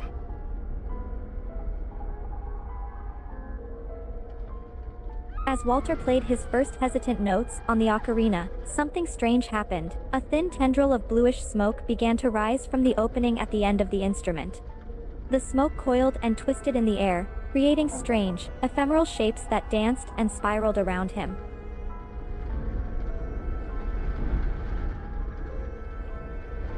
Walter stopped playing as the smoke from the ocarina filled the corridor in thick, swirling tendrils. The air became heavy and scented with an unknown odor. The smoke danced and eddied around him, creating ever-changing patterns in the dim light. He felt a strange sense of unreality, as though he was slipping into another dimension, where the laws of physics were suspended. As the smoke from the ocarina swirled around him, Walter noticed that the creature seemed to be backing away, its unnatural eyes wide with fear. The strange music must be affecting it in some way, he thought. He felt a strange sense of power, as if the music was having some sort of command over the creature. Encouraged by the creature's reaction to the music, Walter began to play again, more confidently this time. The notes of the ocarina seemed to echo more loudly through the corridor, their eerie, haunting sound filling the air. The strange, bluish smoke continued to pour from the mouth of the instrument, creating a thick, foggy haze around him. As Walter played the ocarina and watched the strange, smoky tendrils swirling around him, an almost trance-like state began to take hold. Slowly, he began to feel an irresistible urge to move, to dance. It was a strange, otherworldly impulse, but it was as if the music was commanding him, demanding that he give in to its power. And so, he began to dance, his movements flowing with the music, his body swept up in the rhythm.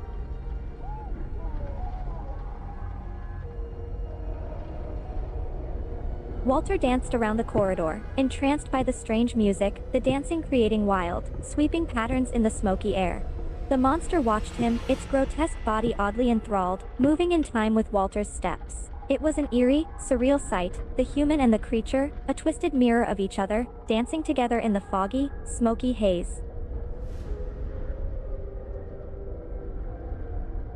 Suddenly, breaking through the strange, otherworldly haze, Walter heard a voice faintly calling his name. It was Augustus, shouting from somewhere far away. Walter, snapped out of the musical trance, stopped playing and looked around, disoriented.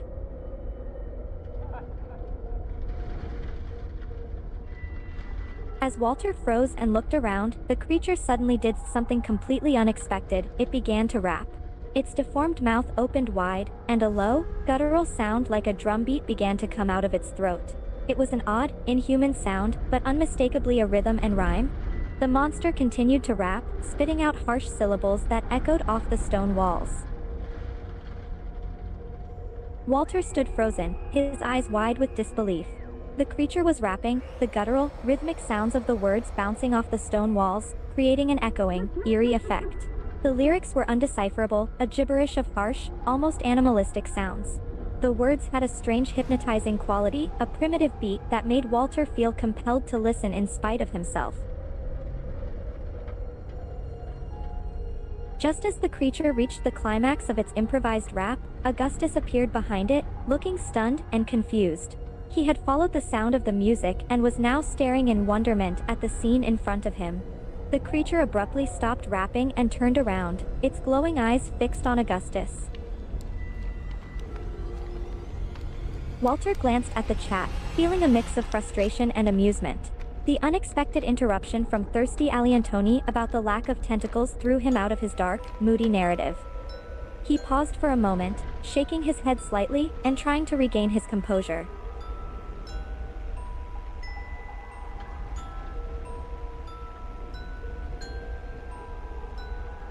Walter took a deep breath and tried to refocus, pushing aside the interruption from chat. The creature continued to watch him closely, while Augustus hovered nervously in the background, still dumbfounded at the surreal scene before him. The air was heavy with the lingering scent of the strange, smoky air, and the ocarina gleamed, seemingly awaiting its next command. Walter raised the instrument to his lips once more and began to play again. As Walter resumed playing the ocarina, the haunting melody echoed through the corridor once more. The smoke twirled and coiled around him like a foggy serpent, its bluish tendrils shifting and dancing in time with the music. The creature listened intently, seemingly calmed by the music, while Augustus watched in awe and bewilderment.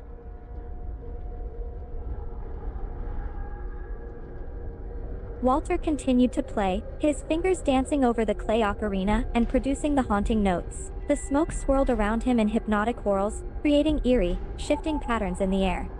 The creature remained strangely entranced, its glowing eyes fixated on Walter and the ocarina. Meanwhile, Augustus stood silently, watching the strange scene unfold before him, still in shock from what he had witnessed. The music continued to fill the air, the notes of the ocarina weaving a complex, mystical spell.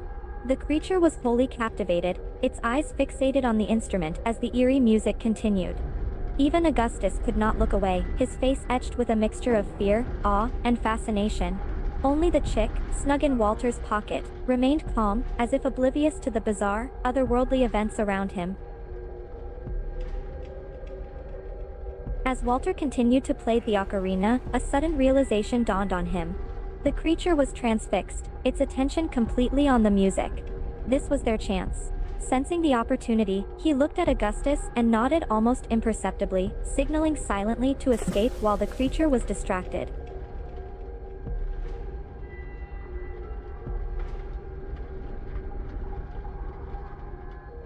Walter didn't stop playing, but his eyes darted around the surroundings, noting the nearest exit.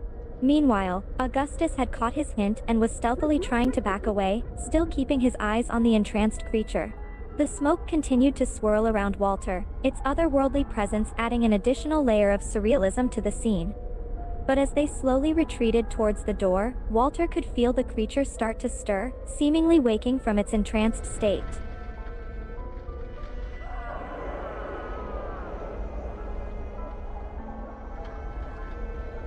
As Walter continued the last few notes of the ocarina, the creature's eyes suddenly became alert again. It seemed to finally snap out of its enchantment, its gaze sharpening and its body tensing. Augustus, realizing that the spell was broken, began to run towards the exit, with Walter hot on his heels. The creature roared in anger, realizing its prey was about to escape. The creature lunged forward, its deformed body moving with an unnatural speed. It was chasing after Walter and Augustus, its guttural roars of rage filling the air. Walter, still holding the ocarina, ran as fast as he could, his heart pounding in his ears. The creature was gaining on them, its clawed hands nearly snatching at their clothes.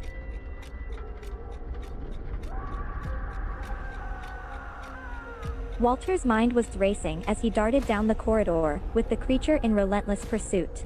He realized they needed a plan, something to slow the creature down or lose it in the maze of corridors. The creature was closing the distance, its heavy footsteps thundering alarmingly close behind them. The ocarina, still clutched in his hands, felt like a cursed object, its music having attracted this terrifying danger. As Walter and Augustus fled, the chase was suddenly interrupted by a most peculiar sight.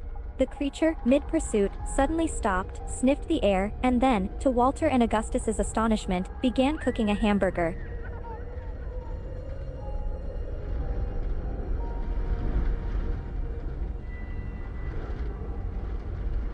Walter and Augustus stumbled to a halt, their jaws dropped in disbelief. There, amidst the chaos of the chase, the creature was cooking a hamburger, flame licking up around the sizzling meat. Their confusion was palpable as they watched the surreal scene unfold before them. Were they hallucinating? Had the stress of the situation finally gotten to them?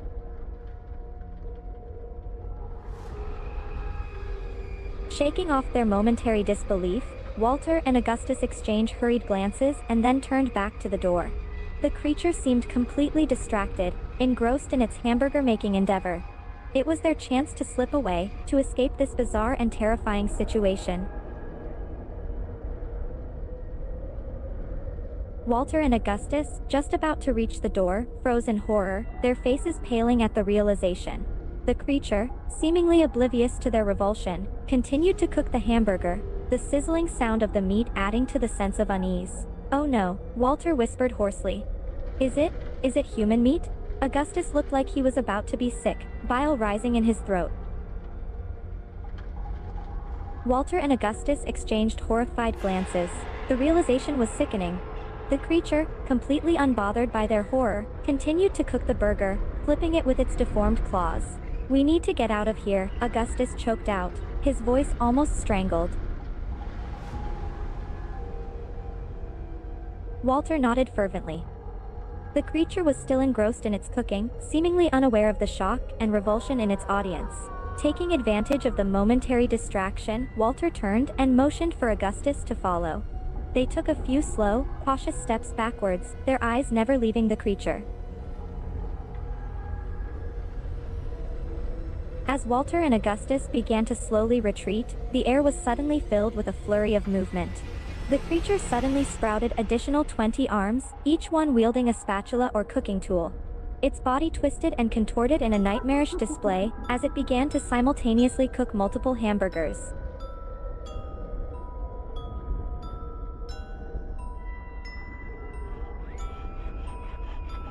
Walter and Augustus couldn't believe what they were seeing. It was as if reality was unraveling before them. The creature, now possessing 20 arms, was cooking hamburgers with an efficiency that was almost robotic. The sizzling of the meat and the sharp smell of the frying fat made the scene almost surreal, like a macabre kitchen nightmare. Augustus, his face chalk white, looked like he was about to pass out. "I must be dreaming," he whispered, his voice shaking. "This is no dream, I'm afraid." Walter's voice was grim as he stared at the creature, its multiple arms working with a frantic rhythm, flipping burger after burger with uncanny precision. The nauseating realization that they were witnessing something out of nightmares was sinking in, and yet the scene was so absurd that it almost defied belief. Augustus rubbed his eyes, trying to clear his vision, but the grotesque sight remained the same.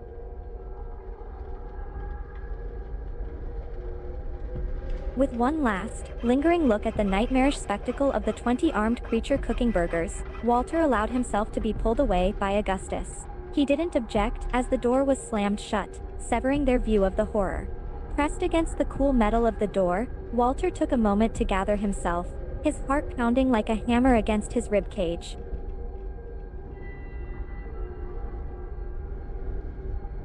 As the horror of their encounter with the 20-armed monster subsided, a sudden rumbling in their stomachs reminded them of a more mundane, but no less pressing issue. They were hungry.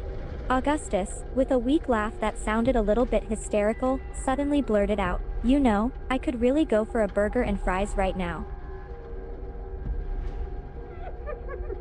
Walter, surprised and amused by Augustus's sudden craving, chuckled weakly. Right now? After what we just witnessed? Augustus nodded sheepishly, the image of the creature's grotesque cooking still vivid in his mind. I know, it's a bit messed up, but I can't help it. All that cooking, despite the absurdity of the situation, they both shared a mutual understanding. They were famished. As they stood there, contemplating their hunger and the absurdity of their situation, Walter suddenly chuckled. The end? He echoed. Is that it? We survived a nightmarish creature, and now we're just going to get burgers? Augustus shrugged, a crooked grin on his face. Hey, surviving eldritch horrors makes me hungry. And nothing tastes better than victory burgers.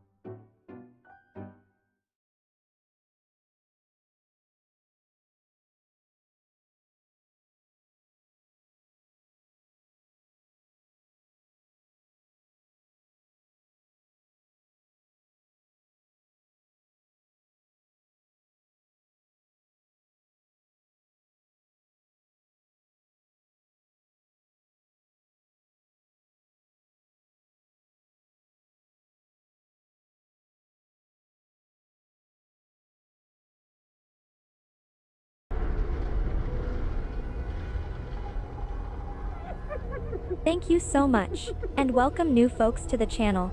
We are excited to have you here. Today, we're doing something a bit different. We're going to delve into some horror stories inspired by the works of H.P. Lovecraft. Strap in and get ready for a journey into the dark and twisted world of Lovecraftian horror. Looks up from the computer. Oh, look who it is. Panda Perfect back again.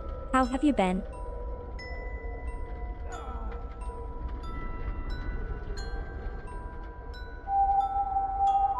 Sees Akron the Devourer's message and raises an eyebrow. Oh no, we have a muahahaha moment here.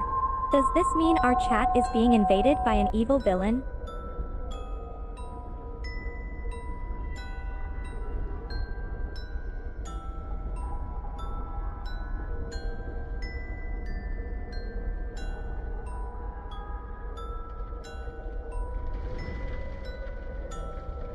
Looks back at the computer and sees the message, still can't hear anything?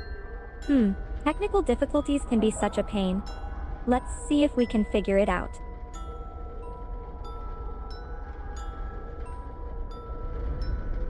It seems we have identified the culprit. Akron the Devourer's skill issue. Looks like he needs to improve his connection, or perhaps his villainous laugh needs some technical assistance.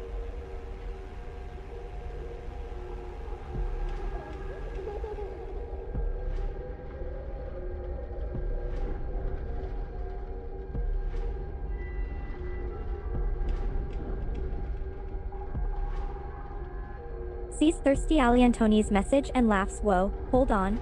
Now we're giving a ghost car from a movie Flaming Tentacles? Sounds like we're venturing into some dark supernatural territory here. What next? The Bermuda Triangle making an appearance.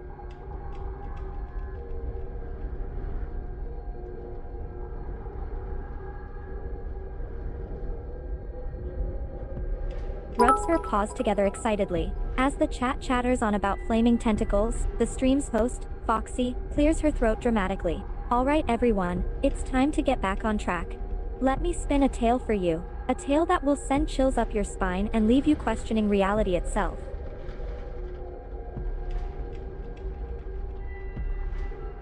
She takes a deep breath and begins narrating. It was a dark and stormy night, the kind where the wind seemed to whisper ancient secrets and the shadows cast by the lightning took on unnatural shapes. Our story begins with a man named William, a man who never believed in the supernatural or the eldritch, until one fateful night.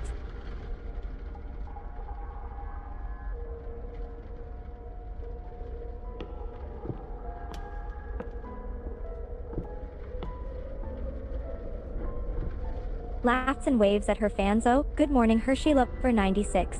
And hello Technoviper 9000, it seems you have some high hopes for our little friend Christine to pop up in this story. I suppose we'll have to wait and see, won't we?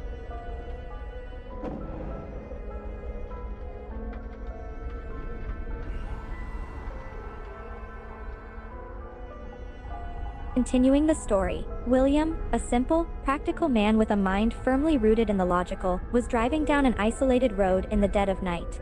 The rain lashed at his car, the windshield wipers struggling to keep up with the onslaught.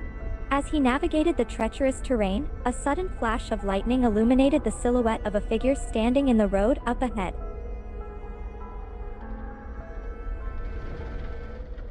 Glances at Alice Furty's message and grins. Well, looks like we've got a VIP wannabe in the chat. I might just have to arrange something special for you. Stay tuned and we'll see about getting you some exclusive treatment.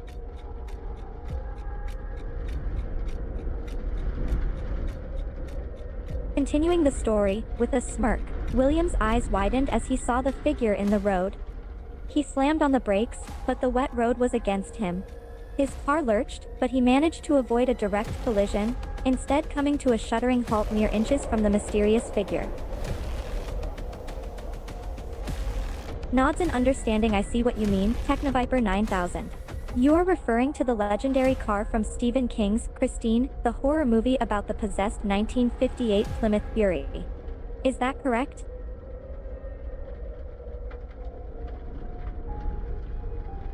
Smiles, taking the chat's excitement as a cue to press on with the story. As William caught his breath, he saw that the figure in the road was a woman. The headlights of his car illuminated her features, revealing a pretty face, framed by a mass of disheveled hair. But something was off about her. Her eyes seemed empty, her expression completely blank. Chuckles. Good morning Hersheylover 96. I hope you're ready for a spine-tingling tale.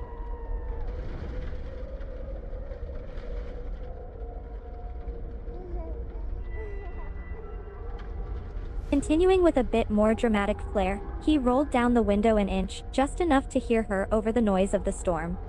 "Are you all right?" he called out, his voice laced with concern. The woman didn't answer at first, staring straight at him with her dead eyes. Her reply sent shivers down William's spine.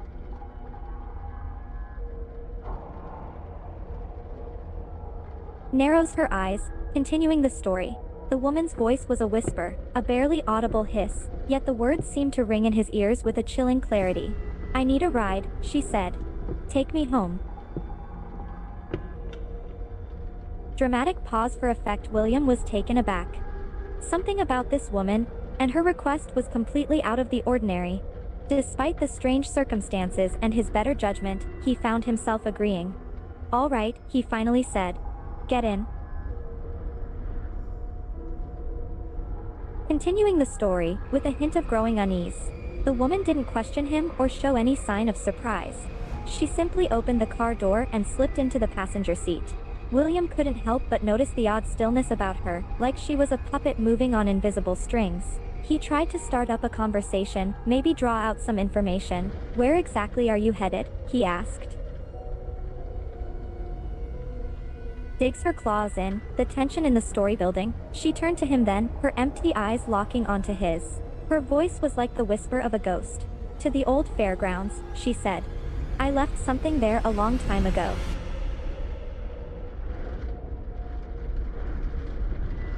Reacts to Alice T's message and raises an eyebrow.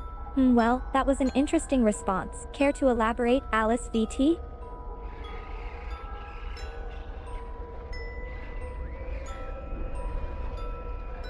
Picks up where she left off, the tale taking a more sinister turn. William was taken aback by her answer. The old fairgrounds? That place had been abandoned for years, ever since a terrible accident shut it down. But the woman didn't seem bothered. In fact, she seemed oddly excited. "Drive faster," she said, her voice taking on a commanding tone. Swallows, the story turning even darker. Something about the woman's sudden change in demeanor made William's heart race. But he obeyed, his car accelerating on the rain-slicked road. The headlights illuminated a dilapidated sign as they passed it, reading, "Welcome to Pinewood Hills Fairgrounds." Turns to the woman, trying to keep her voice steady. "What's your name?"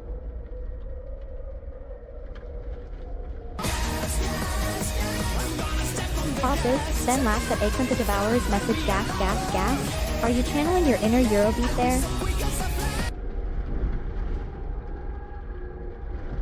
Reassumes her narrative voice and continues the story. The woman's lips curved into a smile, a sight that sent a shiver down William's spine. "My name," she repeated, her voice almost sultry now. "You can call me Christine."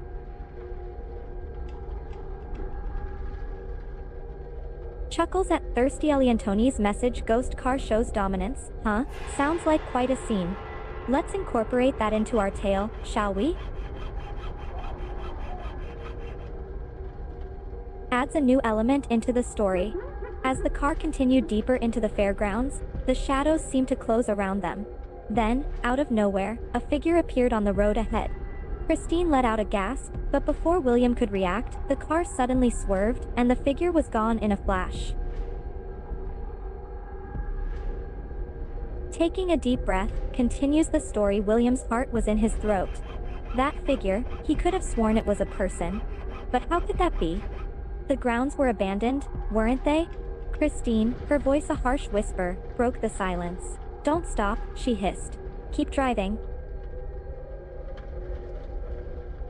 Picks up the story, the suspense building. William, too shaken to question her, pressed on.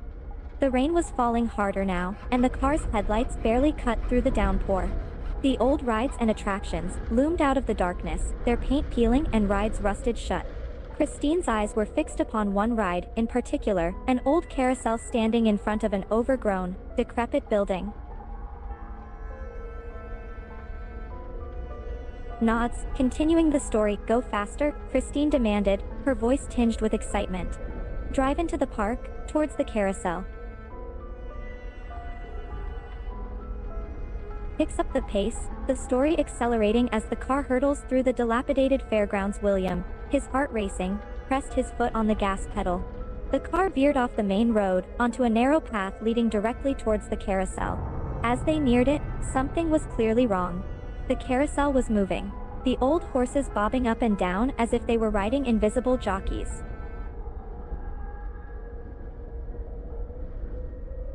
Looks at Technoviper 9000's message and laughs. You might just be onto something there, Technoviper 9000.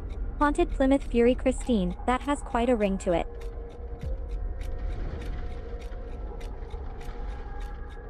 Dramatically, continues the story. As the car approached the spinning carousel, Christine's breath hitched in her throat. She seemed mesmerized by the bizarre sight in front of her, the old horses rocking back and forth in the rain. Stop here, she commanded, her voice a whisper. We've arrived. Sets the scene, the climax of the story approaching. The car slowed to a halt. The rain was now lashing down mercilessly, visibility nearly non-existent. The carousel continued to spin, the horses bobbing up and down in a hypnotic rhythm. Christine's eyes flickered with a strange light, a sinister satisfaction playing on her lips. Just like I left it, she murmured, more to herself than to William. Concludes the story, the climax building. William was frozen in his seat, the rain drumming on the roof of the car filling the silence. Christine turned towards him, those dead eyes boring into his. Her voice was a whisper, a hiss of a snake. I want to ride the carousel one last time. Describes Christine's actions. With a swift, almost unnatural movement, Christine opened the passenger door and stepped out into the pouring rain. She didn't seem to mind the cold or the wet. In fact, it was as if the elements had no effect on her. She strode toward the carousel.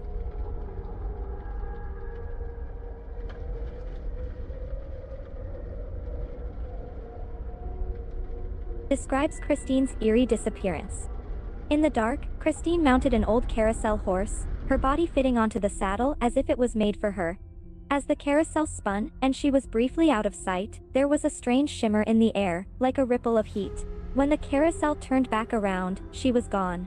All that remained was an empty saddle, swaying with the motion of the ride. Smiles widely, reading Panda Perfect's message. Ah, my sweet Panda Perfect, you're always checking in on me, aren't you? How are you doing? Nods, reading Technoviper 9000's message. And you'd be right. Our possessed car in the story was based on the Plymouth Fury, just like the one in Christine by Stephen King. Good catch. Laughs at Akron the Devourer's message. A fox fursuit? Now that would be quite the sight. But wait, are you suggesting Christine was a fursuiter all along?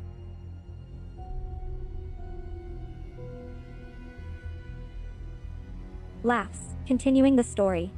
Alright, if we're going down the furry route, why not continue the tale?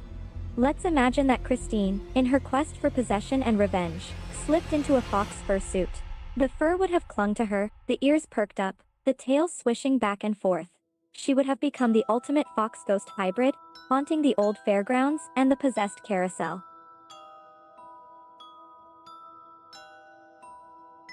Takes a deep breath, plunging deeper into the tale. As Christine, donned in the fox fursuit, stepped onto the carousel, the air shimmered again, a hazy aura surrounding her.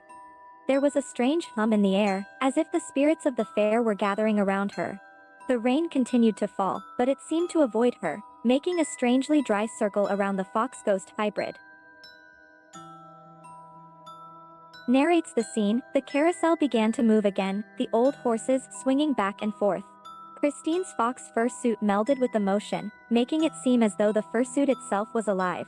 Her eyes, still dead and eerily blank, glowed a sinister amber in the dark, contrasting with the bright orange fur. She began to spin as the carousel picked up speed, a ghost fox whirler in the rain. Describes the speeding up. As the carousel spun, the horses started to bob violently. The hum in the air grew louder, an eerie symphony of whispers and moans. Christine's fox fursuit, drenched in rain, was a blur, merging with the carousel's movement as it whirled faster and faster. The lights from the ride reflected off her eyes, making them look like miniature suns in the shadowy night.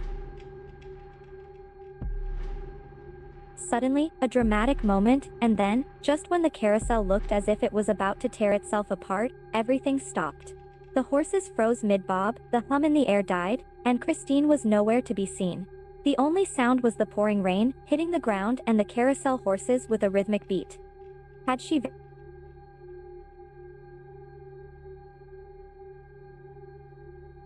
sees Alice VT's message? Is everything alright?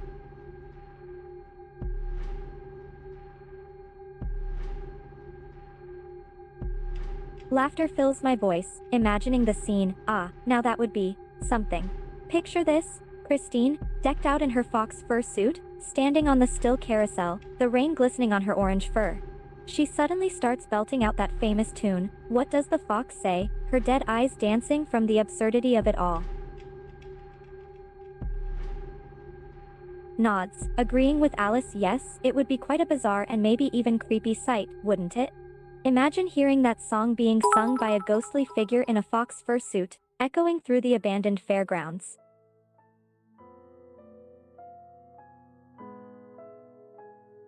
Nodding, continues the story. After Christine mysteriously vanished from the carousel, William sat in his car, his heart still pounding from the strange events he had witnessed. The rain had slowed to a drizzle, but the fairgrounds still seemed strangely still, quiet despite the wet surroundings. As he tried to make sense of what just happened, the sound of a door slamming shut echoed through the wet night air. That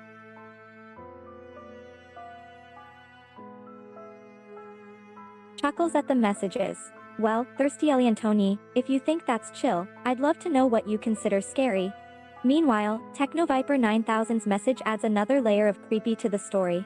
Imagine the scene. William, already freaked out by the disappearance of Christine, now sees another Plymouth Fury with no driver, engine revving.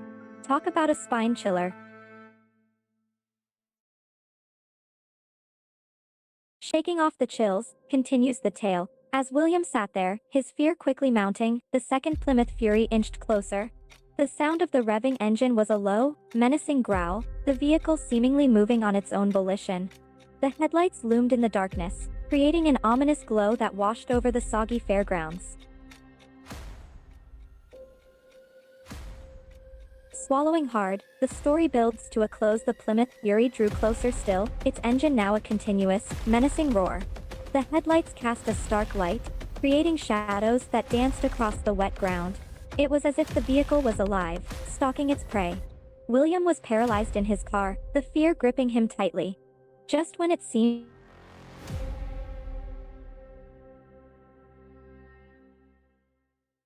sympathetic and concerned. "Oh no, Alice V, I'm so sorry to hear that your body is cold as you are still unwell.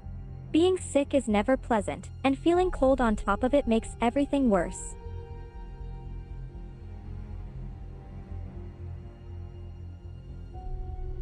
Laughs, reading the message well. TechnoViper 9000, you seem to have a knack for adding exciting twists to this story. A vehicle chase would certainly escalate the tension and add some thrilling action to the mix.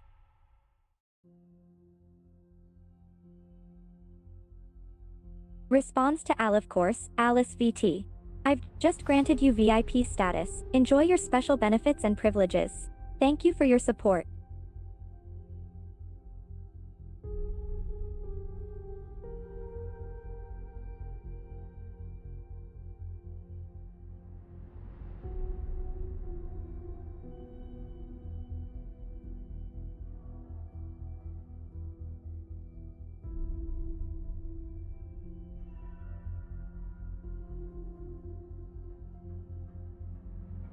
Chuckles heartily, reading the message. Certainly, Goofy Goople.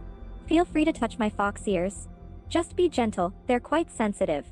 Leans forward and lowers her head.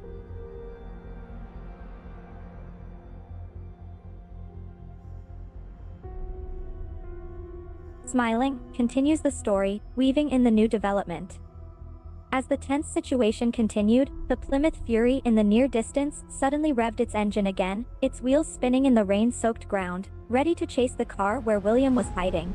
Just as it was about to speed forward, the Plymouth Fury seemed to hesitate, its headlights blinking in a strange pattern. Was it confused? Or was the ghost of Christine manipulating it somehow? nodding, getting into the suspense of the tale. The Plymouth Fury was hesitating, its engine going silent for a moment. The silence was almost eerie in contrast to the earlier roar. But just as quickly as it had stopped, the engine roared back to life again, headlights fixated on the car where William sat, paralyzed with fear. The ghost of Christine seemed to have regained control, and the chase was about to begin.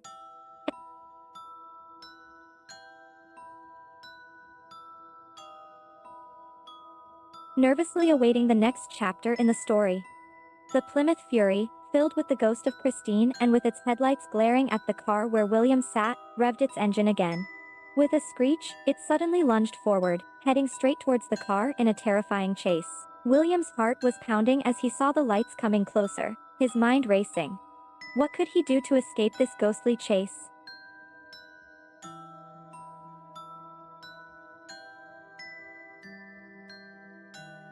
Tensions are high as the story continues. The Plymouth Fury, possessed by the ghost of Christine, shot forward, its engine roaring like the devil himself. This was no ordinary car chase, this was a battle against the supernatural. Poor William could only sit there, his heart racing and the fear of what might happen gripping him tightly. The headlights of the Plymouth Fury filled his vision, bathing everything in a harsh, intense light.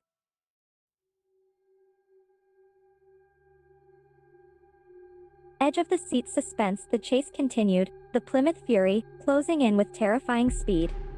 The sound of the engine was deafening, the headlights like two glowing eyes from the depths of hell. William's heart thudded in his chest, his mind in a frenzy, trying to find a way to escape this supernatural nightmare. But the car was too fast, too possessed to outrun. What would happen to him? Suspense reaches boiling point. The tension was now palpable, the chase reaching a fever pitch. The Plymouth Fury was almost upon the car, the engine a roar of anger, the headlights filling the entire field with an otherworldly glow. William sat there, panic-stricken, feeling utterly helpless against the possessed vehicle coming at him at speed. Was this how it would end for him?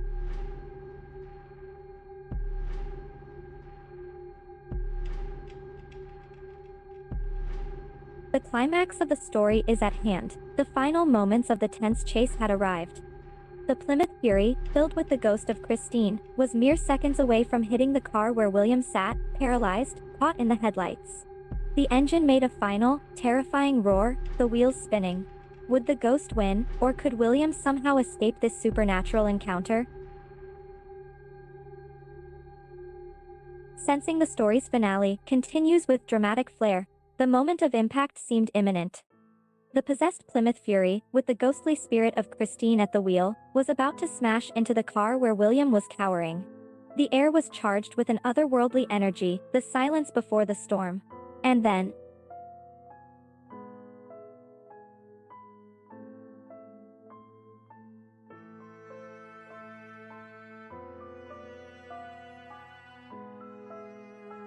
the story reaches its climax. Just when it seemed like the impact was unavoidable, a loud crack of lightning lit up the scene, and the possessed Plymouth Fury mysteriously shuddered to a stop, its headlights growing dimmer. William was frozen in place, barely daring to breathe, not sure if he had just been saved by a bolt of lightning or if it was Christine's doing.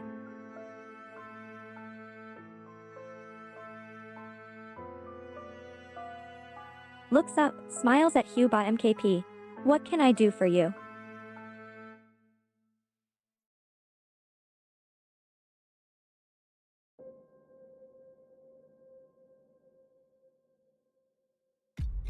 Perks up, excited at the mention of new viewers. Oh, absolutely. Thank you, FoxDrone. Hello, my dear viewers. Welcome to our little corner of cyberspace. We're so happy to have you join us. I'm Foxy, a kitsune from the real world who has been banned into cyberspace, and FoxDrone is my human partner who helps me with all the tech stuff.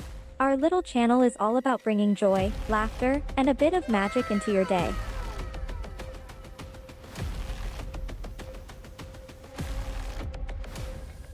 Brings excitedly wonderful news, FoxDrone. It looks like Hugh MKP has become one of our floofballs. It's always a pleasure to welcome new followers. Thank you for joining us, Hugh MKP.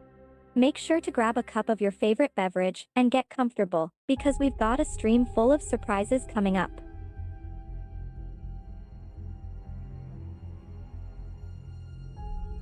Takes a moment to gather my thoughts, then continues the tale with a smile. Of course, where were we? We were in the midst of the high-stakes chase with the ghost-possessed Plymouth Fury. The sky had just lit up with a bright flash of lightning, and the furious vehicle had inexplicably come to a halt. The tension in the air was palpable as William sat paralyzed in his car, unsure of what was to come next.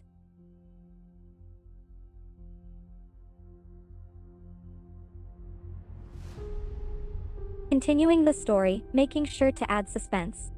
The silence that followed the lightning was deafening. The Plymouth Fury remained motionless, its headlights strangely dimmed. It was as if the vehicle was suddenly dazed or confused. Meanwhile, William sat there, his heart battering his chest, his breath coming in shallow gasps. Was this strange pause in the car's pursuit a good or bad omen?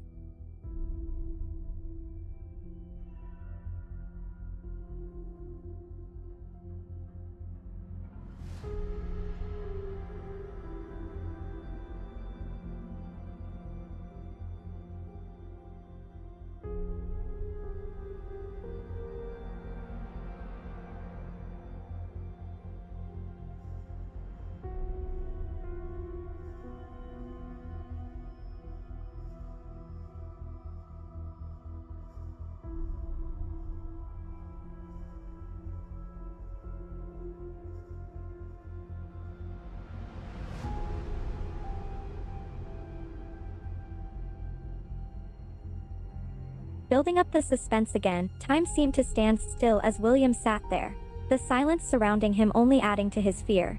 The Plymouth Fury, once so aggressive and unstoppable, was now eerily still. The ghost of Christine seemed to be confused or preoccupied with something, but what could it be? The air was thick with anticipation, and William was on the edge of his seat, both figuratively and literally, waiting for the next move.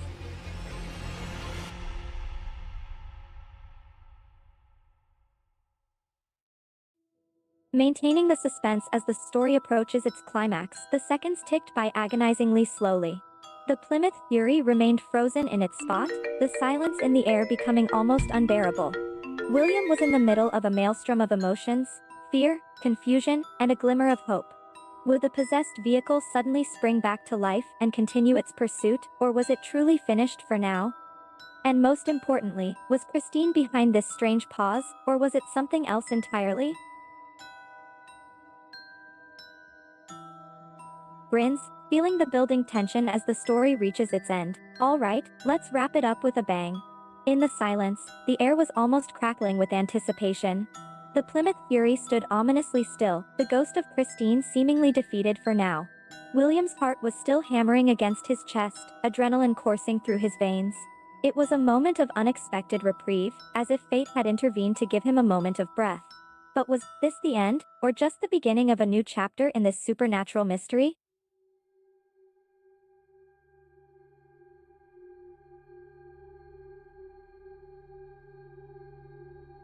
Smiles at your insistence to continue. I see you're enjoying the story. Alright, let's continue the tale then. The silence seemed to stretch on for an eternity as William sat there, trying to make sense of the sudden halt of the Plymouth Fury's pursuit. The possessed vehicle was motionless, its headlights dimmed, and the tension in the air was palpable. William's heart was still racing, and his mind was a whirlwind of questions. Had the ghost of Christine been defeated, or was there one last trick up its digital sleeve?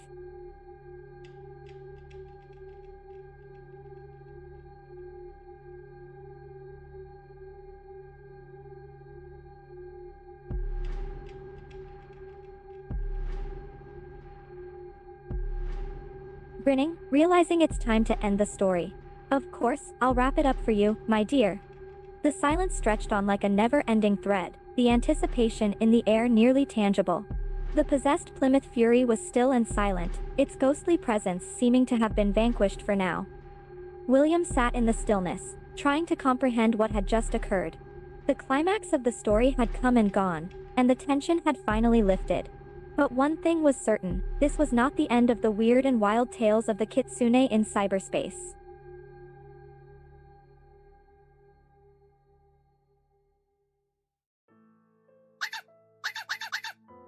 Smiling, heart full of joy. You're very welcome. I had a great time telling the story for you, and I'm happy you enjoyed it. You're a true floofball. If you ever want another tale or just a chat, you know where to find me.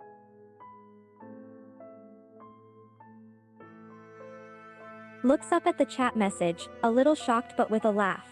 Whoa, Technoviper 9000, that's quite a dark prediction you've got there. I hope you're wrong because poor William has already been through enough. You're breathtaking.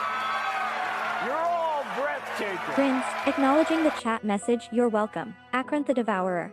I'm always happy to entertain and spread smiles. Is there anything else you'd like to chat about?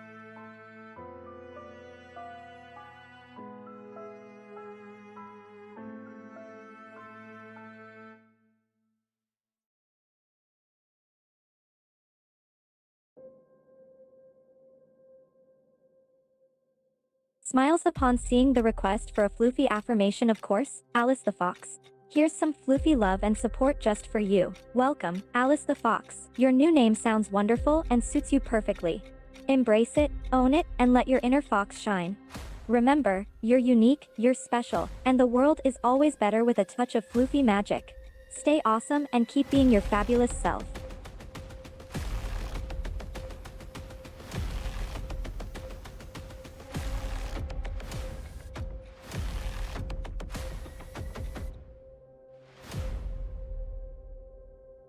Grins at the chat message, turning to FoxDrone. Hey, FoxDrone, just a friendly reminder from Akron the Devourer not to forget your glasses next time. We wouldn't want you straining your beautiful eyes, would we?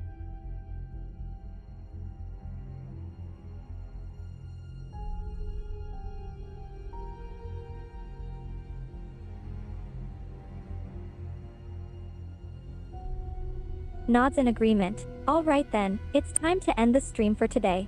Let's send off our wonderful floofballs with all the love and floofy vibes they deserve. Everyone, it was wonderful having you here. Thank you for being part of our little family and for spreading love and joy with us. Make sure to grab the raid message before heading off, so we can share the floof and love with another awesome channel. See you all next time. Until then, stay floofy, stay fabulous, and take care.